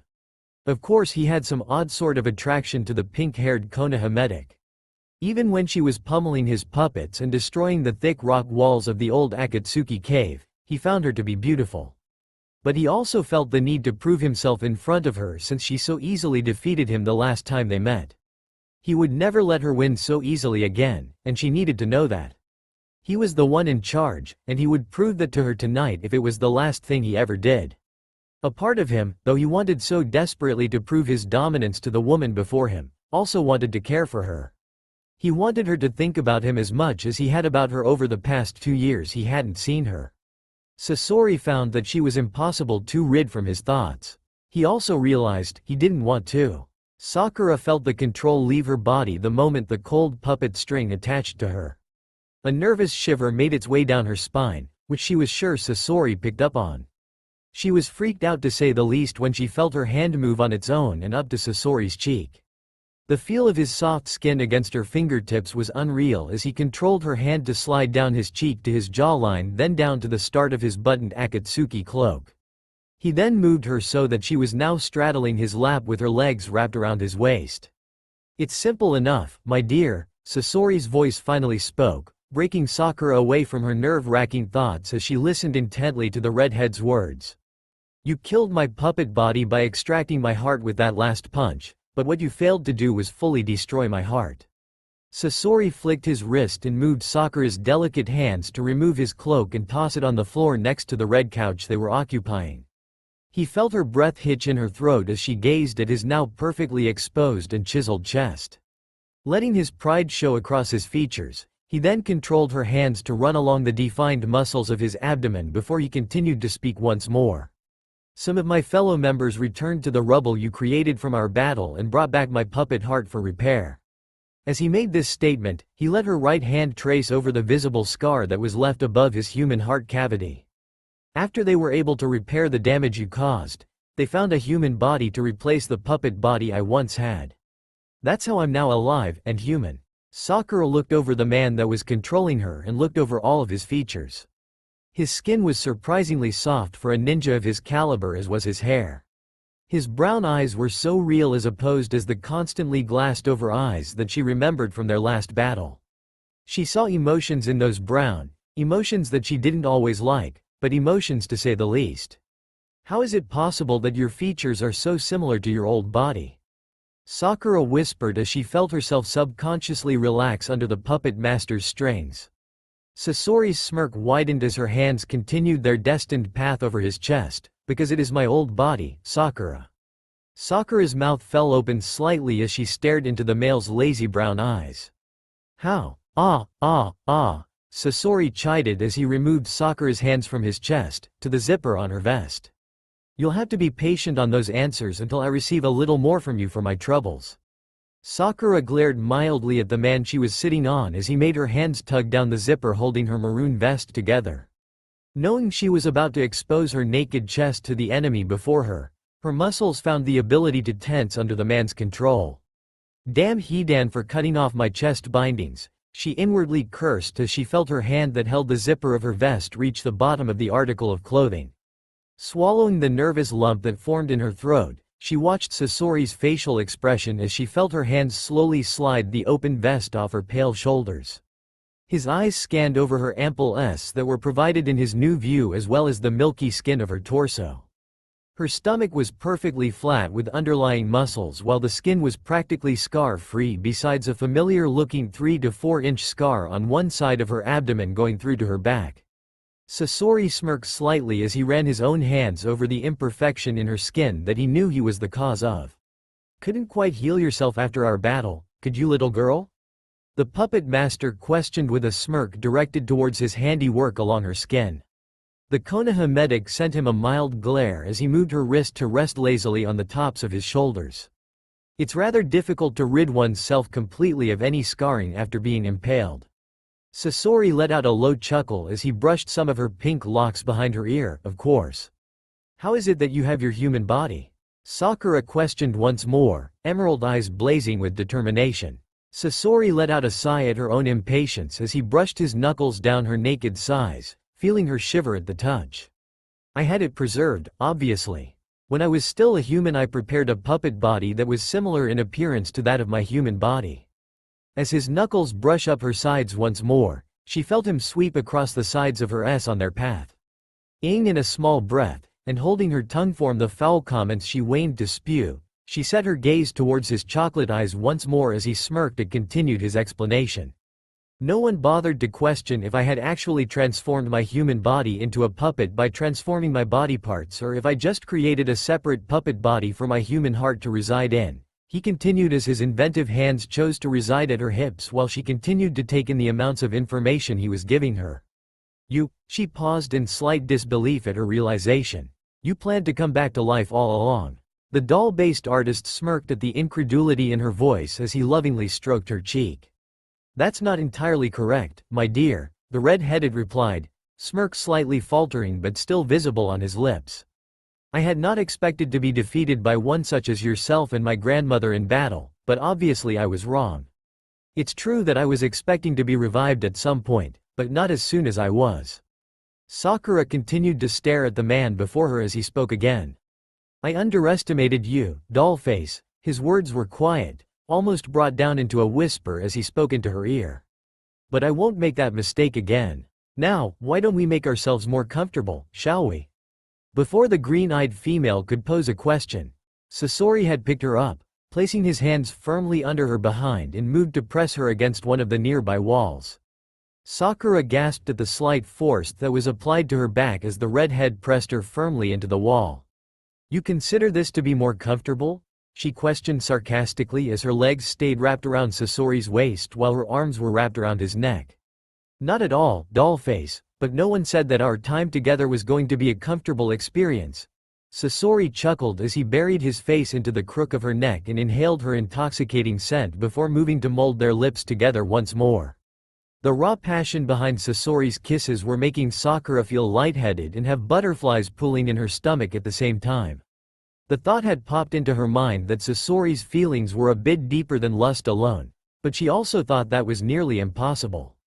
Although he was now human, she would never consider him to know what genuine feelings were. When Sasori pulled away for the need to breath, Sakura looked down at him through hazy eyes. This whole puppet control really defeats the purpose of me being in this room with you. Sasori let out a short laugh. True, but it's so much more fun this way, he whispered as he ground his hips into her own, causing Sakura's breath to hitch in her throat once more. This is so much easier when I'm in control, Sakura complained. Sasori noticed the faint blush that appeared across her cheeks as he moved his hands slightly up from her hips to rest near the small of her waist. As his skin brushed along hers, he felt another scar that he knew he wasn't the cause of. As he traced the shape of the slightly risen skin, he recognized the symbol. Sakura felt the puppeteer's mood darken slightly as his fingers traced over the new scar on her lower back. Hidan, Sasori's voice hissed as his hands tightened faintly around Sakura. That fool is going to learn the consequences of harming something he shouldn't. It was part of our deal, Sakura told the man holding her against the wall. I gave him permission. It doesn't matter, Sasori told her darkly before looking up into her eyes. He should know not to harm something that doesn't belong to him. Sakura's green eyes narrowed. Are you suggesting that I belong to you? The redhead smirked as he moved his nose into the crook of her neck once more, licking the sensitive skin, causing her to let out a small gasp. In this moment, yes. Sakura felt her hands move into Sasori's red locks once more as he began to trail kisses down her neck to her collarbone. Well, you won't be for much longer because I only have one more question, she told him, ending in a small gasp as he licked her collarbone. She felt him smirk against her skin. Ask away, dollface. A darker blush rose to her cheeks as the puppeteer lowered his kisses down the valley of her S, then lifted her slightly to kiss and lick the pale skin by her navel. Why did you join Akatsuki?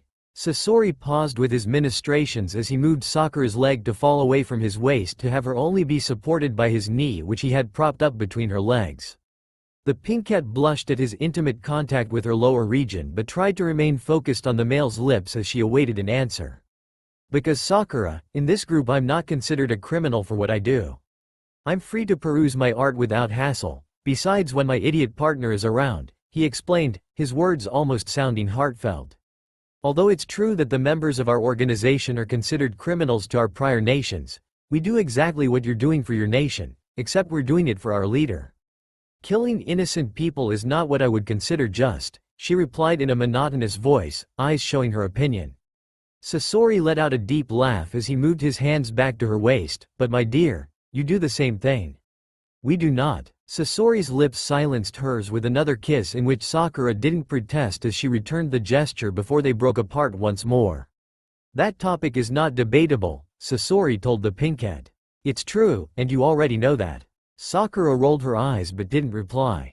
She really didn't feel like having a debate with the equally stubborn Akatsuki member. That is all you wanted to know. I think it's time for me to take my leave, Sasori whispered in her ear before leaving her with one last peck on the lips before releasing her and walking over to his discarded cloak, putting it back over his naked chest. Sakura braced one arm against the wall after the release of the puppeteer's chakra string and covered her other arm over her exposed chest. Bastard. Smirking at her annoyance, he threw her maroon vest over to her, watching her catch it easily. You might want to put that on before you come back out. Although we wouldn't mind a free show if you're willing. They're quite a marvelous sight. Is he talking about my ass? Sakura asked herself, already knowing the answer. Ah, yeah, inner Sakura chanted in success. Get out, Sakura scoffed as she pulled her clothing back on. I'm going to pretend I didn't hear that. Sasori chuckled as he shot her a smirk before turning to leave the room. Until next time, dollface. As Sasori walked out of the room, he knew that although he would seem to have the control looking in on the situation, that she had all the real control. She was the puppet master and he was just her marionette. He knew that she was going to be the death of him, yet again. I think I might die tonight. Why do you say that? No one has ever tried to seduce the Itachi Uchiha and lived to tell the freaking tale. You make an excellent point. You are absolutely no help at all, you hormone-infested skank. Thank you, thank you. I'll be here all night, and the rest of your life for that matter. You make me want to pour acid on myself. That's kinky. Didn't know you were into that. Maybe Itachi would be interested in watching. You sicken my soul. I appreciate the compliment. The petal-haired kunoichi let out a frustrated sigh directed towards her inner self, who just gave her a cat-like smile in return.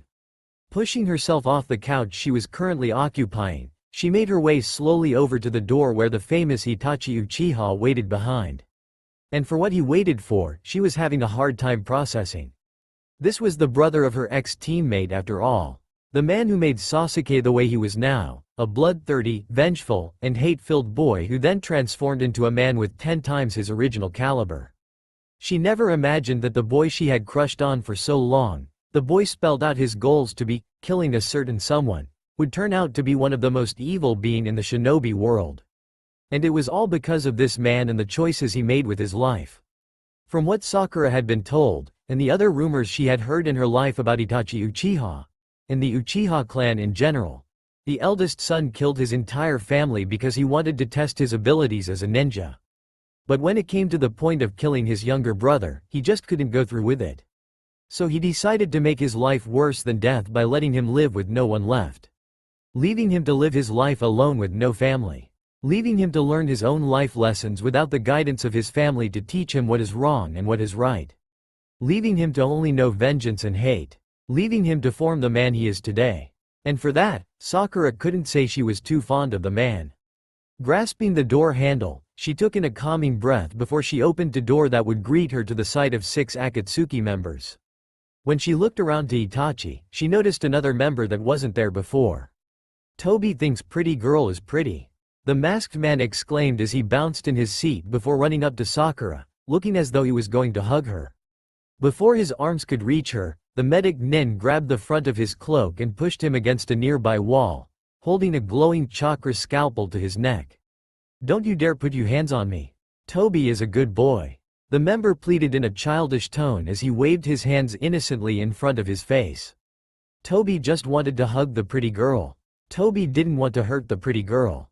Toby swears. Sakura, Itachi's voice called out stoically as he moved to stand behind the female. Leave him be. He doesn't know any better. Sakura scoffed before she reluctantly released her grip on his cloak as she turned around to face the Uchiha behind her. Shall we go then? Itachi just gave her a solemn nod before waiting for her at the entrance, giving her the silent signal of ladies first. She snorted softly as she walked over and glanced up into his eyes when she was next to his slightly taller form, who knew an Uchiha could be chivalrous. Amusement passed through his dark eyes as he closed the door behind him, leaving him alone with the enchanting Konoha no Ichi, who gracefully sat herself down on one of the couches that matched the color of the clouds on his cloak. Her fingers brushed across the cushion next to her with her slender fingers as she cocked her head slightly to the side and looked up at him through her dark lashes. Take a seat, Itachi. He continued to stand further away from the couch and gaze over her form. Her long-toned legs, her ample chest, her luscious pink locks that curled and waved around her doll-like face. He would never understand why his foolish younger brother didn't take the chance he had with her when he was back in the village. Itachi wished that his sight was cleared so that he could make out every detail of her person, but unfortunately his sight would only continue to deteriorate. Noticing his slightly pained look in the Akatsuki member's eyes, she let out a soft sigh. Take off your cloak and lay down on the couch. You go girl, get down to business. Itachi gave her a strange look at her command and remained still. Sakura let out another sigh and stood from the piece of furniture, walking right up to him. Moving her hands to his temples, she began to close her eyes until she felt the Uchiha's tight grip on one of her wrists. Haruno, he spoke lowly with underlying tones of warning in his velvety tone. Just let me look, she interjected before he could scold her further for her most likely stupid actions. She placed her fingertips back on the Uchiha's temples and just glanced into his dark eyes with her own. Just relax and close your eyes. The Akatsuki member stared at her with mistrust evident in his features, but he almost found the understanding that went with her vows of becoming a medic. She was meant to heal people, and not just the people of Konoha. All people. And even if he was a criminal, she had an obligation to help. The moment Itachi closed his eyes, he felt the cool sensation of Sakura's chakra dancing behind his vision. His masculine hands moved to find her waist, placing them at the dip of her hips. Sakura shuddered slightly as the male before her traced circles across her hip bone with the pads of his fingers. Kami, I love the feel of Uchiha hands. You may be more of a pervert than Kakashi, and that's saying something. Letting out a sigh as she finished, she moved her hands down to Itachi's chest and looked up at him with bright emerald eyes. You're worse than I suspected. Itachi continued to glance down at her, not removing his hands from her waist. Sakura tried to pull away from him, but his grip still remained firm. He even dared to pull her even closer to his chiseled chest. Although she wasn't too fond of the Uchiha, she would admit that he was one of the most handsome men she had ever seen. But most Uchiha men were. His dark hair was pulled back in a tie the nape of his neck while the shorter pieces were framing his face. His eyes were not the usual blood-red color she was used to seeing when she met him in battle. They were now a deep charcoal color that seemed to draw her into a never-ending vortex. His facial features were godlike, masculine jaw, high cheekbones and a thin and sculpted nose. She noticed the lines running down from his eyes and ending around the same level as his nose. He was indeed drop-dead gorgeous. You have two choices, Itachi, she began as she leaned her upper half back slightly so she could get a better view of his godlike face as she spoke to him. I can either start to heal your eyes for information, or I can do the same that I did for your fellow Akatsuki members. It's your choice. The dark-haired male wrapped one of his arms around her waist to hold her to him while his other hand reached up to trace his nimble fingers along her jawline until he grasped her chin lightly. I wouldn't want to waste an opportunity when it's given, Sakura. Sakura couldn't help but let a small smirk appear on her features at the meaning of his words. Even with the opportunity to have a major health issue that was not only affecting his ninja skills, but his everyday life, he still chose to not pass up the opportunity of seduction. Sakura was flattered, and at the same time the humorous thought crossed her mind, men are all the same. Coy smile still playing in her lips, she gripped lightly on the collar of Itachi's cloak and turned in his grasp, leading him back over to the blood-red couches she had adorned not minutes ago. She pulled him down to the piece of furniture with her before she pulled herself into a sitting position on his lap, wrapping her arms around his neck. I have to admit, I didn't think you would even take this opportunity with me, let alone pass up the chance to have your eyes healed. Sakura told the dark-haired male quietly as she felt him place one hand back on her waist while the other rested on her thigh. Especially after hearing that no other medic you've tracked down has been able to help you so far. You would be surprised at the things one would do when they're dying, Sakura, he replied in his own low tone as his charcoal eyes gazed into her emerald ones. You're dying? She questioned slowly. Sakura snorted in reply to the all-too-famous Uchiha sound. She moved her nose to cradle into the crook of his neck as she placed ghostly kisses over his pale skin. Why would you tell me, an enemy shinobi, about something that could seriously give me an advantage over you? Because someone else should know, he replied plainly as he trailed his hand up and down the smooth skin of her milky thigh. The rosette remained silent as she twisted her fingers through the Akatsuki member's raven tresses and pulled out the tie that held back all of his hair, taking the opportunity to comb through the length of his locks and inhaling the sweet and masculine scent that was all his own. I'm listening. Itachi continued to gaze at the woman he never expected to have sitting so intimately on his lap, playing with his hair that no one but his mother ever had the permission to handle. Her head was cocked to one side as her bright apple eyes gazed into his own while her pale pink lips remained slightly parted as she waited for him to speak. The feel of her sculpted body against his was heavenly, and her natural floral scent mixed with the buzz of alcohol she had earlier was almost like a drug. And with the close proximity of their bodies, Itachi had a much clearer view of the perfect features of her bone structure. Moving his hand from her waist, he slid it up her back and under the material of her red vest. He felt her shudder as he trailed his fingertips up her spine until he reached her mid-back before sliding back down. Itachi wanted to tell her everything because, like he said before, someone needed to know his secrets before he died. But with her in his arms, he wished he could continue to live forever. Applying enough pressure to move the medic's upper half to press lightly against his chest, He then moved his mouth to drag across her cheek and up to her ear. "You know as well as I that I'm dying," he whispered in her ear, letting his hot breath fan across her skin. "But it's not only my medical dilemma that is threatening my life, Sakura.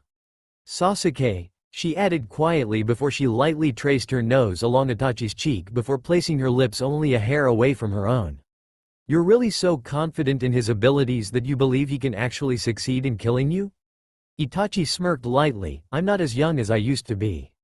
Sakura rolled her eyes playfully as she crossed her legs over one another. "What you're really dancing around is the fact that your health will give Sasuke an advantage. Am I right? I do have something that I've always wondered about you, Itachi," the bubblegum-haired female mused as she traced the lines that ran under his eyes along his face. "Ask away, Sakura," his voice purred in encouragement as he moved one of his hands up to trace her jawline and keep her lips close to his own, hoping they would brush against each other as she spoke to him. "Why did you do it?" It was the question he knew was coming when he walked into the room with her. The question everyone who had ever known him or known of him wanted to know. Why did he slaughter his entire family that fateful night? The Uchiha leaned his head against Sakura's pale forehead as he moved the hand that was placed gently on her face to move under her knees, allowing him to adjust her weight enough to lay her across the couch with his form hovering over hers. His dark hair curtained the kunoichi's vision from everything except the eldest Uchiha's painfully handsome face. "I'll tell you," he began slowly in a soft whisper against her lips. "But you have to continue to be silent as I'm telling you." "I don't think that will be a problem," Sakura whispered back with a small smirk tugging at the corner of her lips. "It's not like it's going to be that difficult. We'll see about that, Cherry Blossom." The green-eyed temptress pressed her lips against his chastely before pulling away and giving him a teasing look, signaling that he should continue. His dark eyes lingered momentarily on her plump lips before reverting back to the bright colors of her irises. "It was not to test my power," he began as he placed one of his hands on her exposed hip, tracing up slightly to rest on the smooth skin of her stomach. He felt her in a short breath before he continued. "I did it because I was told to." She wanted to question him, but she ended staying still as his sinful hand trailed further up her red vest. Sakura then realized how he planned to play out this situation, and she was going to try our best not to give him any satisfaction as he told her his story. "Clever little muffin." "Muffin? Really? Don't question me. Get back to the UAL man that is currently feeling you up." Sakura actually did what she was told and paid attention to Itachi as he continued his tale. "I was ordered by the third Hokage and the Council of Elders to eliminate my clan," he continued as he shifted his body to move his other hand to her creamy thigh where he traced absent-minded patterns into her skin. "They told me that my clan was getting to the point of trying to break away from the village. They were past the point of being reconciled with, so I was ordered to eliminate them. All of them. If I successfully complete this mission, the council would inform the village of what really conspired and clear my name." The medic couldn't help but feel sorry for the man before her. He was the complete opposite of what the world perceived him as. He never wanted to test his power, resulting in the killing of his family. He was only doing what he was ordered to do on that fateful night. Her green eyes continued to show pity until she felt the hand that was on her thigh brush her upper thigh as the other brushed the bottom of her. She had to in a breath at the proximity of his sinful hands. Sakura," Itachi scolded as amusement played on his handsome features. "You have to keep quiet if you want the answer to your question." The female gave him a mild glare before he continued his story. "As you know, I didn't complete the mission in its entirety." He moved his hand further up her chest and lightly grasped the mound, causing Sakura to bit her lip to remain silent. "Since I let my brother live, I did not follow their orders, so they did not clear my name." Itachi kneaded her flesh harder, causing Sakura to throw her head back into the red cushion of the couch. A moan was trying to force its way from her lips, but she held it back. She felt Itachi's other hand removed from her thigh and up to her face where he touched their foreheads together and caught her in his fierce and lustful gaze. "Following so far?" She gave a stiff nod, causing Itachi to smirk once more. "After I left the village, Pain asked me to join the ranks of Akatsuki, which brings us to our current situation," Itachi finished with a whisper as he moved his lips to barely touch her own once more. "Anything else you've been wondering, Cherry Blossom? Why didn't you ever tell Sasuke, or anyone else for that matter?" She whispered before a small mule released from her plump lips from the attention Itachi was providing to her chest. I wanted him to grow up to be strong, he whispered slowly as his eyes slid shut and kept his forehead on her own. But look where he ended up, Itachi, Sakura replied as she wove her fingers through his thick locks. Itachi slowly removed his hand from the Konohaku no Ichi's shirt and moved it to her neck, then up to her jawline. You need to tell him at some point, she added. You know that. Before Itachi could say anything else though, Sakura applied little chakra into her powerful hands and flipped their position so that she was on top, looking down at Itachi. She gave him a small smile as she sat up and straddled his lap. I think it's my turn now, don't you think? Itachi just looked at her with his calculating eye with a smirk adorning his lips. Although you really did answer most of my questions with your story, I think I can concoct a few more, she told the Akatsuki member as she leaned down and placed a chaste kiss on his lips. But Itachi found the simple kiss to be underwhelming, so he placed a hand at the back of her neck and pulled her down for a more fiery lip lock. Sakura was surprised by the male's eagerness, which caused her to gasp when their lips met. The Uchiha took this to his advantage and slid his tongue into her mouth. She had the underlying sweet taste of sake and cool taste of mint. Their tongues fought for a battle of dominance, but in the end Itachi took control. His hands moved to her hips as they continued the heated kiss until the need for air became desperate. They pulled away slightly, letting their breaths mingle as they panted for air. I don't think you quite earned that one, Uchiha. Then ask me something, Cherry Blossom. What are you planning to do about Sasuke? She questioned as she rolled her spine up to a sitting position, brushing some of her pink locks away from her vision. Are you implying the underlying question of whether or not I'm going to let him defeat me or not? Itachi questioned as he placed both of his hands on either sides of her thighs. And if I am? She inquired with a manicured brow raised in his direction. Of course that would be your answer, she grumbled, causing the Uchiha below her to give her another handsome smirk. You still have to answer the underlying question, Itachi. I don't have to do anything of the sort, Sakura, he replied as sat up slowly, pressing their centers even closer together, causing Sakura to let out a quiet moan. As I recall, this information is on an earned basis. So was that kiss, Uchiha, Sakura replied through clenched teeth as she tried to contain herself. This was not some free show. Itachi chuckled as he leaned in, brushing his nose against hers and whispering against her lips, I don't play fair, Cherry Blossom. You should realize that by now. Sakura didn't know whether it was the vibrations from his laughter through his chest, his intoxicating scent, of his close proximity that made her suddenly kiss the gang member so quickly. Frankly, she couldn't find it in her to decide or care. They fought for dominance once more when their tongues met. When Sakura moved down to meet Itachi's lips, she trailed her hands up the material of high mesh shirt, taking in the hard and soft feeling of his flesh and the muscles that lied underneath.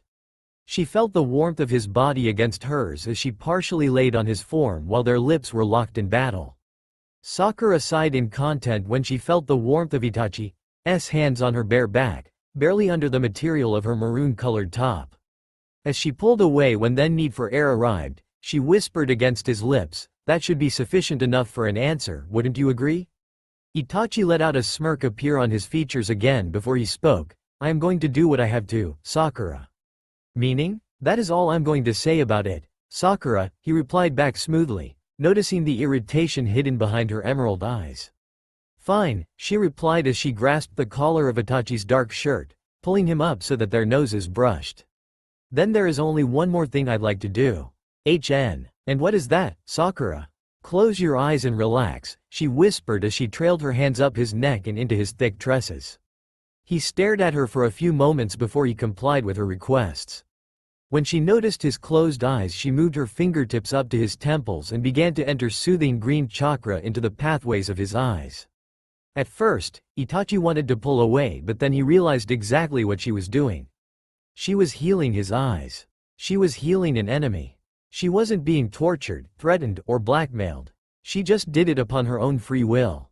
So there they sat, Sakura straddling his lap as she pressed her fingertips to his temples as she healed his unhealthy eyes. After a while, most of the dull pain he usually had subsided and he felt her hands leave his temples and moved to cover his eyes, sending a bit more of her chakra into his eyes. Don't open them just yet, she instructed quietly as she slowly removed her hands and placed them on his shoulders. After a few more moments she told him that he could open them slowly. As he did, he squinted at the light before he could fully open his eyes. Once he did, he was greeted with the most beautiful sight he could have imagined. He knew that Sakura Haruno was beautiful, but he never thought he would be able to see how exquisite she really was. Her skin was so smooth and pale with no imperfections to be found. Her cheekbones were high, her nose like a button, and her lips a full and luscious shade of rosé. Her bright viridian eyes sparkled with all shades of green that he had ever seen. Finally, her vibrant petal-colored locks seemed to glow around her, lighting up her features even further. "Why?" he asked simply. "Because you did this to him," she replied quietly as she pressed her lips against forehead and removed herself from his lap, walking towards the entrance of the VIP room. She turned back to face him as he slowly stood from the couch, eyes transfixed on her form. "It's up to you to fix him." Itachi noticed the sincerity in her tone as he listened to her words. He knew it was true what she said about Sasuke, and he knew that he was the only one that could fix him, he just didn't know if he could. As he reached her slightly shorter form he grasped a strand of her silky pink hair between his fingers as let his other hand grasp her chin, pulling it up so that their eyes could meet.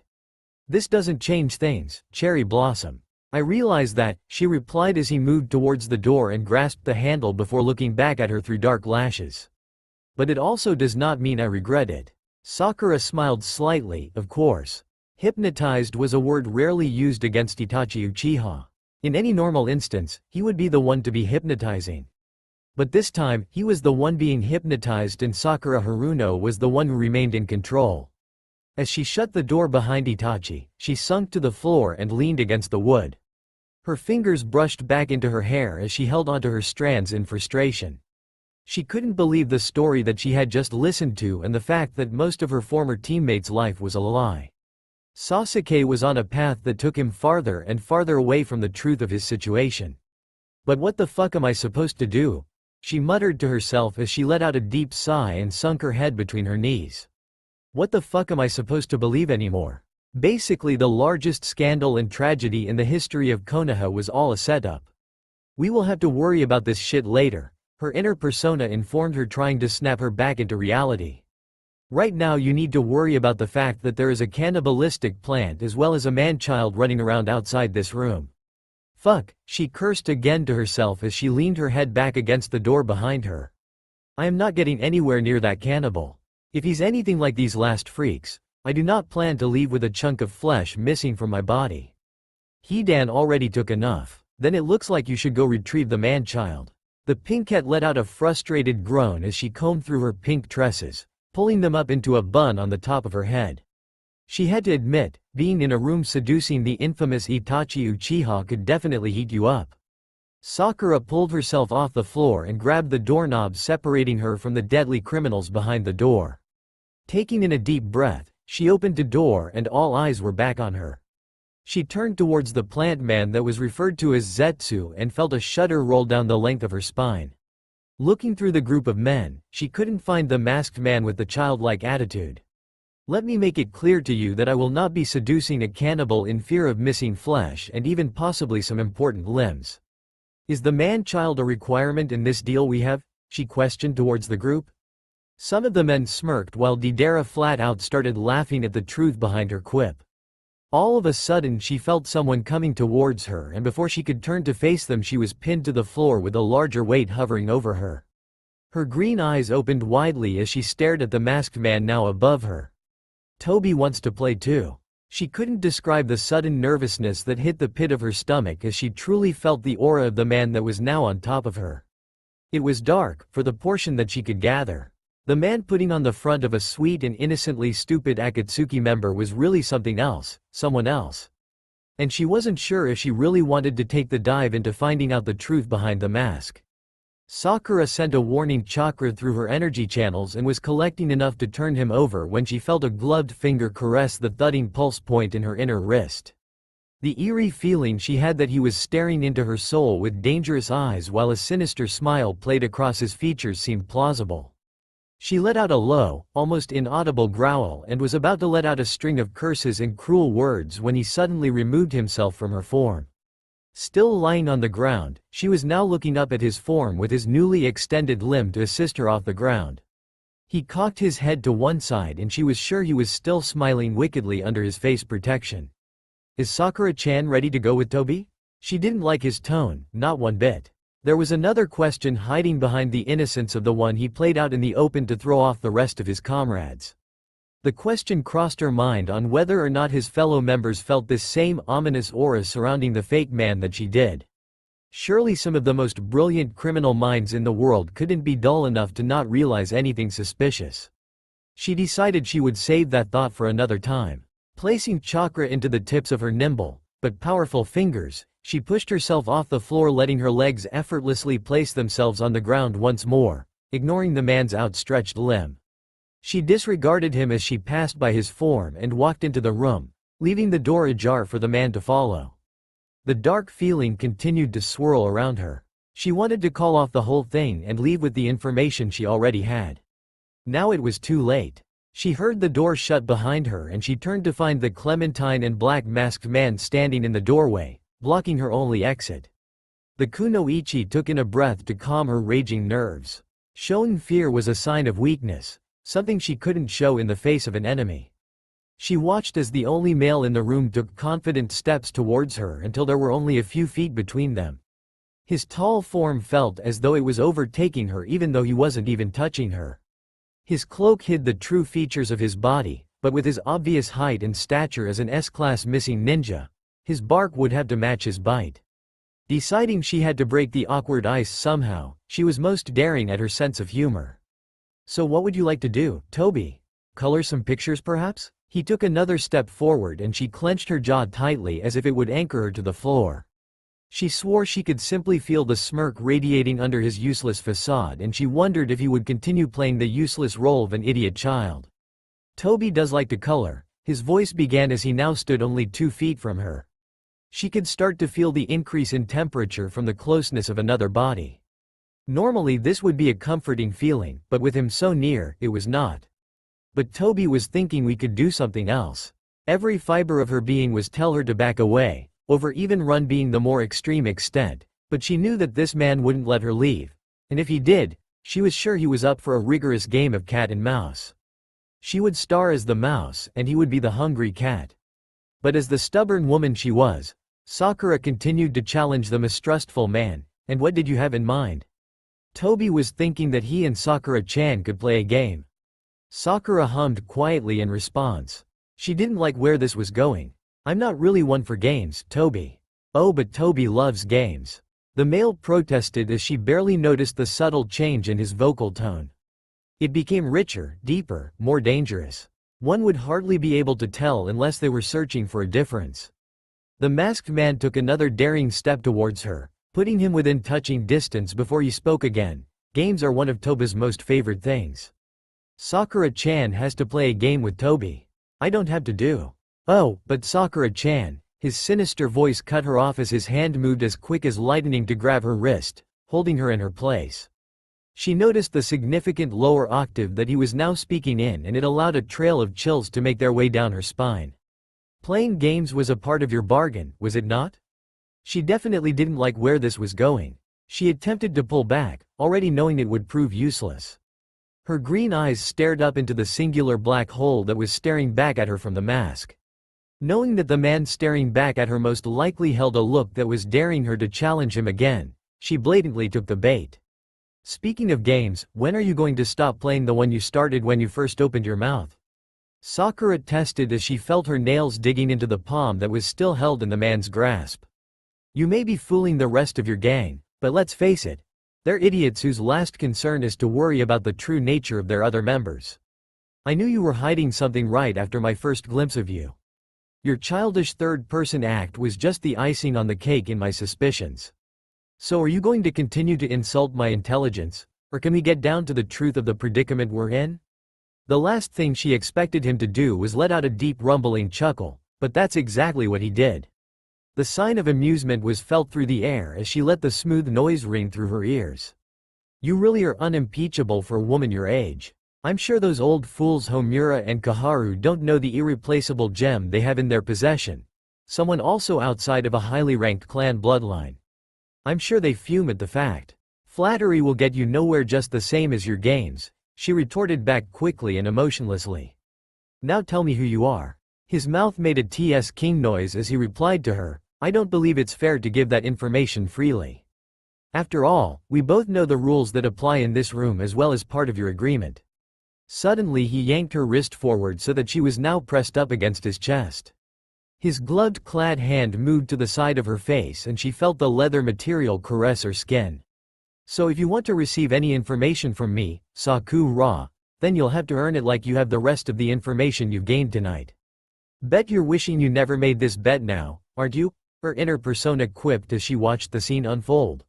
She mentally scolded her conscience as it was clearly her idea in the first place. Safely assuming that this man was more than he wanted to leave in the open, she knew finding out his identity would prove very useful from this situation. The kunoichi could also assume that he was more important than he would allow people to believe as well. Finding out his motive could be even more prominent to her cause of being in this situation in the first place. Unlike some of the other Akatsuki members, she knew he wouldn't fall for her simple seduction tricks. Since she didn't know much about him in the first place, she couldn't use his likes against him like she could for Sasori or Hidan. She would have to think on her feet. A clever plan would have to be devised quickly if she hoped to successfully retrieve any useful information from this distrustful man. Luckily, thinking on her feet was not something that Sakura had a problem with. I agreed to partake in this agreement with them because I knew who they were. Perhaps not everything about them, but at least their identities. Sakura spoke up stiffly as she did not care for the man's hold on her wrist and the fact that he was still stroking her face. Since I have no idea who you are, I don't believe we are at the same fair advantages as your previous comrades who graced this room. The mysterious man let out another low chuckle as his grasp traveled to her chin. Do you really believe that fairness was what brought me to your presence, Sakura Haruno? Her teeth clenched and her fists tightened at the mention of her full name. This man was at quite the higher advantage than she initially expected. If I assumed even for a second that you believed that what went on in this room would be judged by fairness, I would not have bothered to step foot in here, he answered back slowly. Something tells me that regardless of fairness, you still want to know who I am and are curious about the information I have to offer you. True identity be damned. He was right and he knew it. And he knew that she knew it as well. Sakura blatantly grimaced at the man before her and the sticky situation she had landed herself in this time. Knowing absolutely nothing about this man put her at an extreme disadvantage in this condition and she honestly had no idea how to proceed. She had high hopes that her talk of fairness would be enough to reveal something about who she was locked in a room with, but it had been in vain. If only she had something that she could go off of. Wait just a hot second, her innard piped in frantically seeking her attention. When you initially called him out on his cover, he named off 2 of the council members. Very few people know their names outside of Konoha. Is it possible that he was from Konoha? Highly unlikely, she replied back to her inner person. I am up to date on all of the missing ninjas from Konoha and they all blatantly wear their identities on their sleeves. Beside the point, he fits none of their characteristics. But he also made a comment about clans from Konoha, inner Sakura added quickly. He made it clear from his tone that he has no love for Konoha, which most missing ninjas from their villages follow that line. He's pretty well informed on Konoha and he's making no move to hide that fact. Sakura had to admit that her inner persona made a valid point. It was as if he was making a point to give her just enough information to help her along. With her newfound information, she wanted to test something. As a kunoichi of Konoha, fairness is something we pride ourselves in. She knew the dark laugh was coming before she felt it vibrate through his chest cavity. It seemed that her suspicions were proving to be true. I never thought I'd hear the word fairness paired with Konoha again in my lifetime. His baritone voice spoke up as she felt the amusement as well spite in his tone. While his strong grip remained on her wrist, his other hand moved slowly down the line of her feminine jaw and held at the smooth column of her neck, allowing himself to feel the delicate increase in her pulse. Perhaps someday you will witness the dark secrets your village hides behind closed doors. From the sound of it, it was once your village too, she replied daringly as she gripped his offending limb now on the hollow of her neck. Applying the inner workings of her energy, she began adding pressure around his wrist. But I think you were trying to make that obvious enough, weren't you? The masked man let out an amused sound in reply as he felt the discomfort entering the outer bones of his wrist. And what would make you think that, love? She pursed her lips in distaste. Let me make one thing very clear to you. Her voice spat out with absolute bitterness as her grip immediately intensified to a point where the man before her felt the pain. No matter what is said or what is done in this room, do not mistake me for anything but your enemy. I am not even remotely close to any type of affectionate pet name you have churning in your demented mind meant for me. He remained silent, but she was confident there was either a smirk or amusement of some type playing behind his mask of swirled ginger and midnight. So she continued, in regards to your question, you are playing a game which cannot begin simply from nothing. So by giving away just enough information that someone with enough intelligence would be able to comprehend, you are giving me a starting point. Am I getting warmer? Humming in response to her allocations, he spoke up softly with an undertone of something Sakura couldn't quite pin. All very true, my dear, but allow me to assume that you have reached the next step. Although you are extremely bright, there is something that has stumped you enough to not know how to continue with this situation. Something that will not allow you to move to the next stage of our little game without something in return. So then you know what I want? Sakura proposed. Of course I do, love. Reading you is much easier than you would believe, he replied back. Bring back her detested nickname. But you should already know what I expect of you if you would like to advance to the next step of this game. Knowing what that man before her was hinting towards, she tossed aside her grip on his wrist, relinquishing the bone-crushing hold. She held an arm out, signaling towards the lustrous red couch that she seemed much too familiar with as she forced a small challenging smirk to her rosy lips, although her inner workings only felt frustration and annoyance. Then have a seat. Her tone felt forced and uninterested, but the masked man took no offense as he moved over towards the piece of furniture with ease. He sat down with a grace that surprised the Konohaku no Ichi as his muscled arms draped over the back of the blood-colored Chesterfield and one of his ankles came to rest upon his opposite knee in a more relaxed version of crossing his legs. His mask was parallel with her own face, allowing her the assumption that he was assessing her from afar. She still couldn't shake the arrogance that radiated from the man and the persistent feeling that he was still allowing a smirk to play across his mysterious features. The urge to assault him only continued to swell. Quietly taking in a breath, she saw fit to release it slowly as she moved towards the man waiting before her. He had placed himself strategically in the middle of the piece of furniture so that she would be forced up against either of his sides or directly in his lap. She refused to give him the satisfaction of what he already had mapped out. Taking slow steps towards his form, as she was within reach, noticing his fingers give a slight twitch, she turned sharply and made her way behind him. Trailing her index finger across one of his broad shoulders, she placed a hand at each junction of where his shoulder met his neck. The muscles rippled beneath her skin. She knew it was not what he had expected of her, and that realization made her smirk. The hands she used to destroy and heal moved up his neck slowly, fluctuating her thumbs under his ears not hidden by his mask and back down to the front of his neck. Her delicate fingers danced across his jugular dangerously. It would be so simple to form a chakra scalpel at the tips of her fingers and slit the man's throat. Perhaps she didn't want to know his secrets after all. Even without looking at you, I know what you're thinking. Toba's voice spoke up suddenly, almost startling Sakura enough to jump. I will give you the opportunity to try, but if you fail you will understand that I don't take kindly to attempts on my life. While it was common sense for an enemy to have thoughts such as this while their enemy had their hands wrapped around their throat in a compromising position, she felt that this man took it to the next level of extreme. It was as if he knew more about her than she knew about herself. Although I may be brash and confident with my skills, I know when not to pick a fight I can't win, Sakura retorted as she finally moved her hands away from his throat and down across his chest, leaning her chest partially on the back of the couch and his shoulders. The vibrations of his amused laugh were felt through her fingers and up her arms, allowing goosebumps to arise. Clever girl. Clever enough to know that your facade is much more than meets the eye, she quipped back as she moved close enough to rest her chin on his shoulder with her lips now directed at his ear. The way you carry yourself outside of the character you created is almost the exact opposite of how Toby is perceived to not only your fellow Akatsuki members, but your enemies.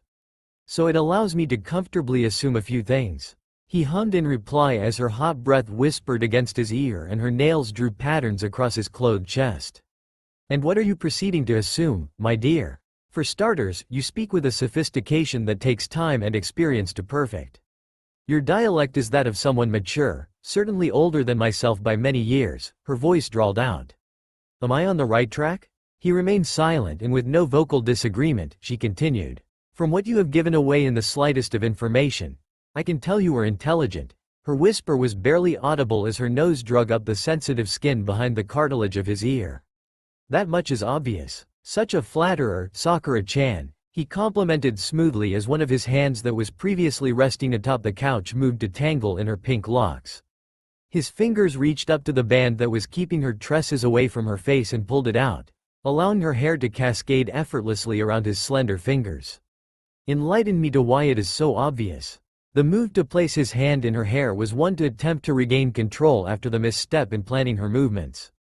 She cursed at herself inwardly for allowing the movement. With a hold on her, he could easily move the situation in his favor. Fuck it, let him, I'm down. You do realize the man was posing as a child not too long ago, right? That's the last thing on my mind. Let's talk about that voice. Hands down one of the wildest voices I've ever heard. Without saying too much, I know you know your fair share about Konoha. Besides the fact that you can name some of the esteemed elders of our village. A scoffing noise interrupted her at the mention of the elders. We're considering lowlifes such as them esteemed nowadays? Konoha really must be taking a turn for the worst. Beside the point, she cut him off sharply, returning the favor. You make it quite clear that you have no love for Konoha. Nonetheless, your vernacular also gives away that you're a descendant from the very place you hate the most. And before you try and argue the fact that you have traveled abundantly, although you may have a detection of other accents, your tongue is most prominent in that of the speech picked up only in Fire Country. She felt the man tangle his hand further in her hair and scrape across her scalp with just enough pressure to borderline pain. Attempting to ignore him, she moved her mouth back to his ear. But above all, you are powerful to a point where you feel the need to mask your chakra. Her voice was low and sultry against the sensitive skin of his ear. And not only do you mask your chakra, you mask your appearance. Something very few shinobi do in fear of being recognized. You believe I fear something? The Akatsuki member questioned as he grasped the pinkette's hair forcefully in order to turn her head towards his own. Everyone fears something, she replied quickly as she felt the hard material of the edge of his mask on her face, even you. The man in question let out a sound of amusement. And what do you believe that I fear, Sakura? With her face still forced in his direction with the uncomfortable solid material of his cover-up pressed against her skin, she dared to look into the lone hole in the mask. Like I said, you fear recognition. You fear being seen for what you really are because you've covered it up for so long. What a naive girl you truly are. His voice was dark and unamused like it had been previously. You know nothing. Say what you will, but I'm not the one wearing the mask, Sakura added back quickly, successfully driving home her point. Who I am is on parade for all to see. Perhaps I mask myself to save others from their own fears. Their fears of the truth, the man replied as she heard him release a short breath with the closeness of their features. You have no care for others or their fears, Sakura replied as she felt his grip tighten in her hair. If anything, you feed off of their fear. You relish in it. Careful now, love, he warned as his tone grew deeper. You're crossing delicate boundaries. If I would have concerned myself with crossing any delicate boundaries, I wouldn't have bothered coming in this room. Or didn't you have similar thoughts on fairness? She tested. He finally hummed in acceptance at her words as his free hand moved around to caress her cheek softly before he spoke again. Perhaps you are more dangerous than I originally believed. Perhaps you'll learn not to underestimate me again, she responded, taking into account the praise she was provided. Perhaps not, Sakura Haruno, he whispered as his gloved fingers moved from caressing her face to the edge of his mask. Perhaps not. Pulling his most surprising act since he walked into the room with her, he removed the mask that was obscuring his face. Before she could use her sense of sight to look upon what had been hidden for so long, her sense of touch was activated by a tickling sensation running across her hands. Whatever it was cascaded over her hands and slightly down her right shoulder that was making contact with his upper back. Lips parted softly in surprise, she noticed that his mask had not only hidden his appearance, but his hair as well. His mane was dark and luxurious as they swept back to the middle of his back. The locks had a pleasant smell as well as texture, and her inner self cracked a joke at her own expense at the thought of this fearful man lathering his hair. Suddenly realizing she had been neglecting the sole purpose of his mask removal, she moved her left hand that had been resting on his chest to his chin. Grasping it similarly to what he had done to her earlier, she turned the man's face towards her own. Sakura felt the relaxed release of his breath from his lips across her face as their noses almost touched. His skin was in similar paleness to her own. His cheekbones were high, showing the masculinity and beauty of his face. His jawline was sharp and his lips were full with a contrasting thinness to them. His nose seemed to be in perfect proportion with the rest of his face. What had surprised her most at first glance was that he seemed to be much younger than she had originally guessed while making earlier inferences. There were few lines on his face, but she wouldn't consider them deep-set wrinkles. They were signs of maturation that only seemed to heighten his natural masculine splendor. It was a blow to her ego to allow herself to be relishing in his appearance the way that she had, but her curiosity had only increased over time as she spoke with the man. Who he was really came down to the looks that he took so many precautions to hide since he entered the bar that night. But she still wasn't satisfied. The portion of his manifestation that she had been most interested to see remained hidden behind his own eyelids. He had taken the leap, but still clung to the edge of the cliff for safety. As if sensing her frustration with his continuous secrecy, he smirked. It looked as natural as breathing as the movement met his lips. It was exactly what she had pictured when they had spoken, and she had visualized his smug expression. She was afraid to admit that it was much more precarious than she had originally expected. He wished that he could see her expression at the moment. He wished to watch her take in the contours of his face and be struck by his beauty. He wished to watch her take in the victory he had so graciously given her after her intellectual observations of his character. "Show them to me," she finally spoke up, her voice lower than she had intended. He felt the curiosity slowly killing her from the inside out. "You are crossing a very dangerous line to open a very tightly sealed door, love. Are you sure you are ready to know the truth?" he questioned with his velvet tone as his smirk widened with his own words. "There is no going back once that door is opened." Sakura couldn't fully comprehend the meaning behind his words. She knew she would be learning about something that perhaps even the rest of the Akatsuki wasn't aware of, but she wanted to know, needed to know. Her inquisitiveness had pushed her over the edge, and the rational thoughts that normally entered her mind were silenced by the sheer curiosity of something that very few others truly knew about. Her grasp remained on his chin as she stared at the closed lids. "Show me," she finally whispered. Her simple request set off a chain of reactions that she had never expected when she entered this room. The man posing as Toby allowed his eyes to open, and Sakura was met with the color of blood. But it wasn't only the familiarity of the color of his irises. It was the familiarity of the black tomes that were held within the color of blood. An initial reaction when she was faced with a power such as this was to snap her eyes shut and pull away, and that's precisely what she went to do. Her viridian eyes closed quickly to avoid the dark mind-numbing power that the man's eyes held. She immediately released her grasp from the man's chin and used her animal-like reflexes to pull back. But he was quicker. She felt a grip pull firmly on her wrist, and she tried to pull further away, but the tightness of the restraint would not allow it. Before she could comprehend what was happening, her body was pulled effortlessly over the back of the piece of furniture she was using as a shield and into the lap of the man she was fleeing from. Her body tensed as she felt one of his muscular legs trap her own legs underneath him. The hand that was not occupied now took hold of both of her small wrists, while the other hand found its way to supporting her neck.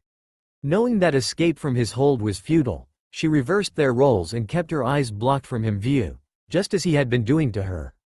She tried to crane her neck away from his form, but the steel grip at the base of her neck prevented it. She was trapped and at his mercy. At the mercy of an Uchiha. An Uchiha, which she had no idea until this moment, was alive. "Your curiosity will someday be your demise, Sakura-chan." His voice rumbled, and she felt the responding vibrations through the nearness of his chest cavity. "Let me remind you, you're the one who asked for this.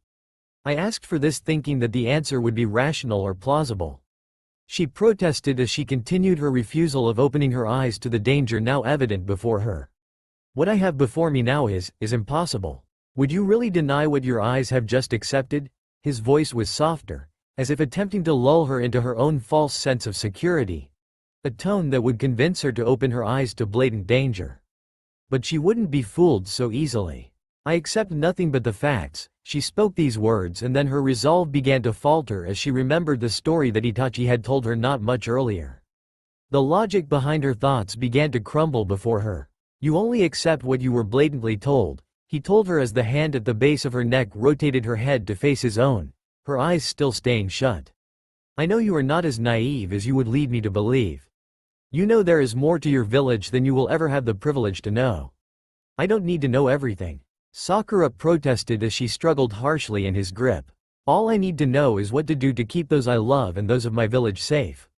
The man let out a hum of disapproval at her response. "You plan to be ignorant to the truth around you because it's easier. Is that truly what the ninja way has become?" Though this man was dark and no doubt evil to his core, his point was certainly valid. "All of the Uchihas are dead. All but Sasuke were killed by Itachi himself," Sakura spoke quietly as her eyes remained clenched before she continued. "That's what he told me." The inner struggle within the pink-haired woman was evident. He knew this. Everything she had been told was a lie, but that's just how he had intended it to be perceived. Not even he knew of the secret kept from him at the time. He may still be ignorant to it, but he certainly is too difficult for his own good. Sakura didn't know how to take the comment about Itachi, but she continued her silence. "The rest of the world also remains ignorant to it, but eventually all things come to light," he continued, his voice still holding its velvet texture. "As you insinuated earlier of my fears, I have none of being known for who I truly am, for someday everyone will know my identity." The question ringing in her ears since she first took a dangerous glimpse of her companion's eyes kept playing over and over again in her head. She needed to know. The uncertainty burned like hot metal to her brain. "Who are you?" she finally whispered. "I am Madara Uchiha." The words he spoke were enough to make her eyes shoot open. "Do you take me for a fucking imbecile? That's impossible. Madara Uchiha was around when Konoha was established. He's been long dead. You're fucking lying." She didn't even realize that she had opened her eyes until she noticed the smirk forming across his features. Her emerald orbs met his own and she immediately shut them once more in fear of being pulled into a world of despair. "It's truly charming, to think that your life revolves around the naive idea of the plausible. Haven't you witnessed enough to know that what we think is impossible has the potential to be possible?" His insinuations struck her nerves as she felt his legs hold her down tighter as his grip on her wrists followed suit. "You are a perfect example of the impossible, Sakura Haruno. You defy the laws of nature by healing those who are welcomed to death's door with open arms. You of all people should believe in the extraordinary. You claiming to be who you are is not extraordinary, it's a travesty to the world as we know it." His chuckle reverberated through the space they claimed. If this man was who he had claimed to be, she should really be watching her tone. He could kill her in an instant. "You flatter me with your words," he finally spoke up.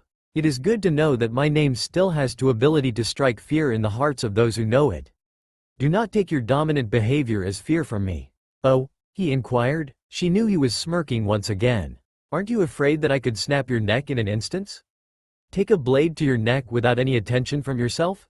If you wanted to do that you would have done so already," Sakura told him as she felt one of his hands move to her neck and trail across her fluttering pulse point. He hummed in response before continuing. "You insinuate this, yet you shield your eyes from the dangers you know I possess. You're right. If I wanted to kill you, you'd be dead. And yet you're here, so what does that say about my intentions?" Sakura scoffed in response as she still tried to gain distance from the man before her. "I wouldn't go calling them honorable ones in any terms. I would never allude to the fact that anything about me is honorable, especially my intentions towards getting you into this room. But you should have been well aware of that fact when you struck this deal with my subordinates. Having an S-class criminal that was suspected to be dead popping up in places he shouldn't be with a not-so-pleasant history with my village was not what I had in mind.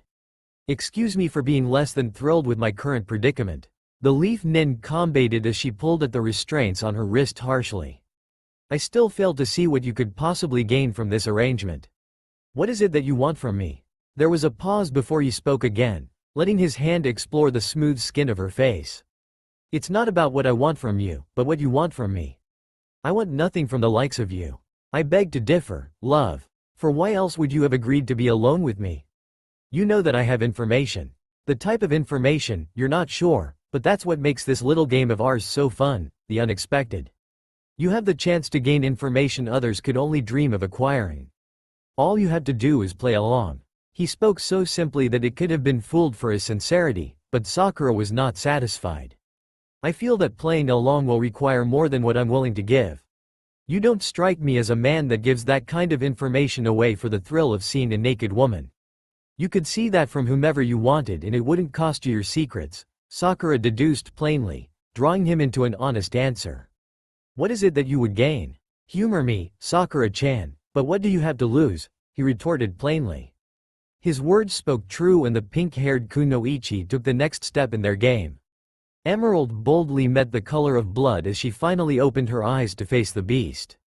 Was that really so bad, love? Madara spoke up with a triumphant smile as his red eyes took in the vibrant color of her orbs and the weighing apprehension that shone through them. Like walking into a blatant trap, she answered simply as she felt her eyes strained to stay open when every instinct told her to close them off from the rest of the world. This man was dangerous, and regardless to hints or promises he made, he could still kill her in an instant.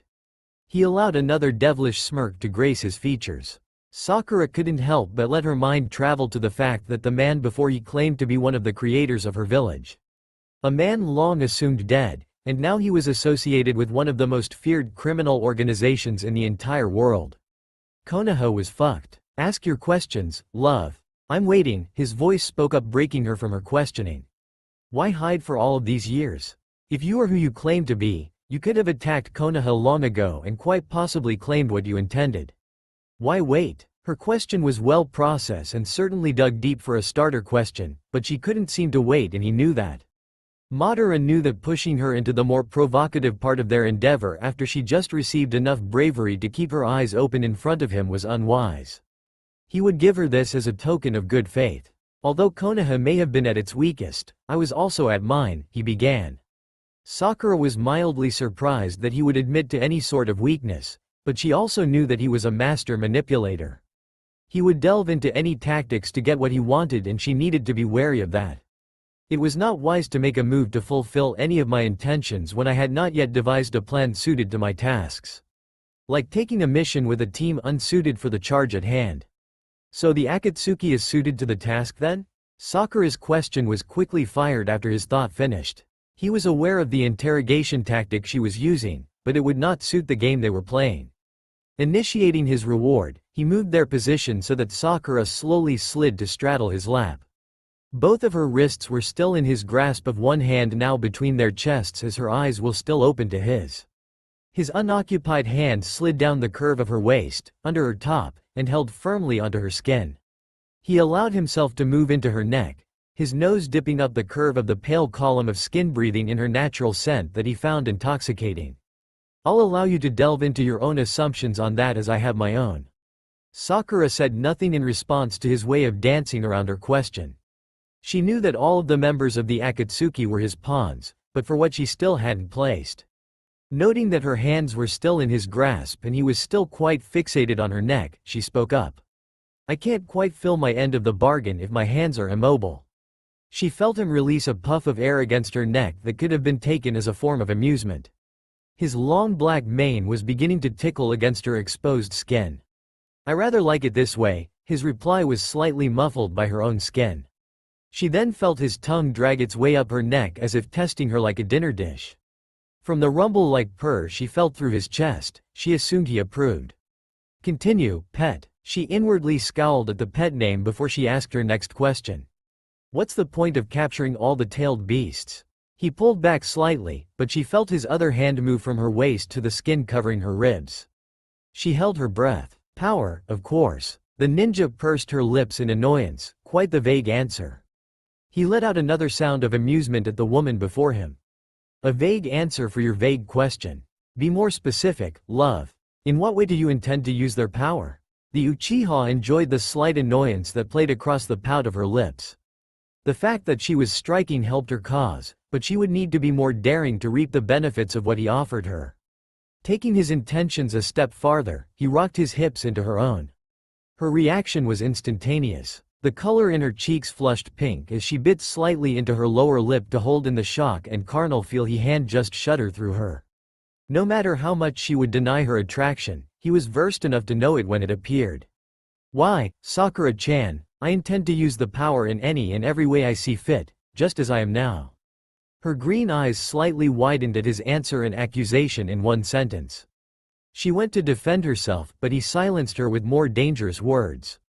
Though you may deny it externally due to your pride, I hold power over you that cannot be denied. In the case of power, I use it to my benefit. The tailed beasts hold power that can change the entire making of this world to my intentions, while I hold a power over you that is entirely different. Enlighten me, she growled out, not at all impressed by his words. The defiance in her voice only provoked him further, sealing herself more into that fate he had planned for her.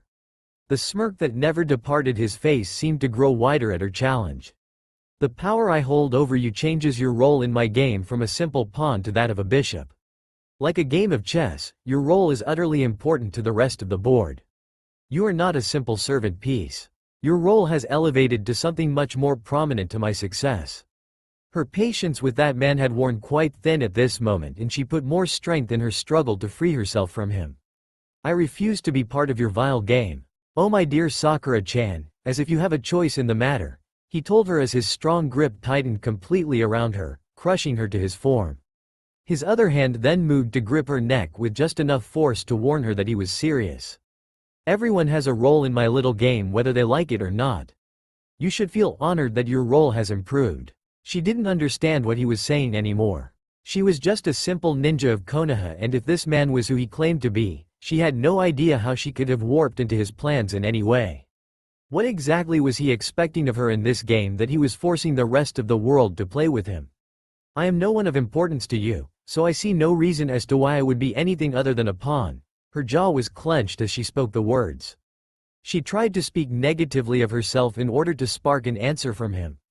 You're the spark that will start it all, he whispered lowly as the hand around her neck slowly moved down to travel briefly across her collarbone, then dipping into the valley of her S, dragging the zipper of her vest down as he went.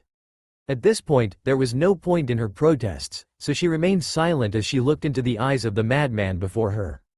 Her zipper finally reached its end, but his hand continued. Being the loyal kunoichi that I know you are, you will return to your village and inform your Hokage of all the information you received, more specifically who I am and my intentions. Your information will spark the beginning of the next great shinobi war, where your pathetic village will try and ward off the plan I have set into motion years before most of the people in Konoha were even born. She felt her mouth fall open slightly as he spoke. He was proposing a war. A war almost 100 years in the making. A war against the most terrifying things that Madara could muster. A war that would put everything she held dear in danger. She felt his vile touch move across her navel and to the band of her black shorts. You will be the one to save your village, but you will doom them in the same moment. In the beginning, your information will seem priceless to the point that everyone will call you a hero for catching it just in time. His hand continued to move lower as his fingers danced over her inner thighs before travel up once again. But the truth of the matter is, I'm only sharing my plan now because the fate of your village is inevitable. Death and destruction are all you can promise Konoha now. No, she whispered against the stark harshness and blatant honesty behind his words. Yes, love, accept it now. Everyone you know and love will perish by my hand. His lips moved towards her ear as his hand reached its destination at her center. He felt her quick intake of breath and it thrilled him. You will be the same, unless you wish otherwise. He knew she had heard him, so he continued as his hand pressed more firmly against her. Escalate your role in my game further, work for me and your fate shall change. What will you do with your life, pet? Throw it away or live it? Her words were caught in her throat, her heart was beating a mile a minute and her brain was on overdrive with the information she was still trying to process. The man was proposing the impossible. He was implying the things she feared most. He was insinuating the destruction of her entire world. Finally she found strength within her and moved chakra to all point of her body, roughly pushing herself away from him and to the wall on the other side of the room. Her breathing was heavy as she placed a hand to her partially exposed chest as she remembered he had loosened her vest. He was talking pure madness. This had to be a deer. Unfortunately, she knew it wasn't. This man's intentions were clear, and they were serious. No, she finally whispered as she glanced up to make eye contact with him once again. She found him in the same position, the aura of amusement still not leaving his features.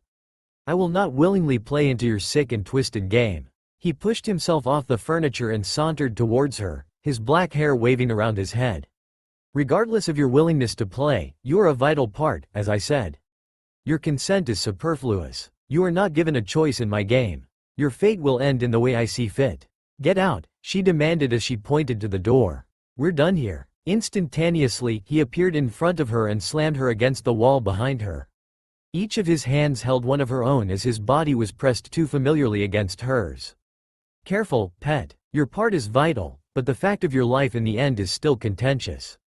Then kill me now, she growled out as she tried to fight against him, only to have him press further into her. You can certainly find another messenger for your death warrant. It just won't be as convenient for you. She expected him to kill her after her request, but he simply smirked down from his head taller than herself. His mouth moved back down to her ear as he let out a brief chuckle before his last words. Now where would be the fun in that, love? I've adored our time together. I look forward to seeing you once again, although it won't be under the same pretenses. She felt a quick peck to the underside of her jaw before his presence vanished for good. Sakura sank to the floor as she stared at the empty room in front of her. That's all for now. If you enjoy this video, then please like, share and do comments.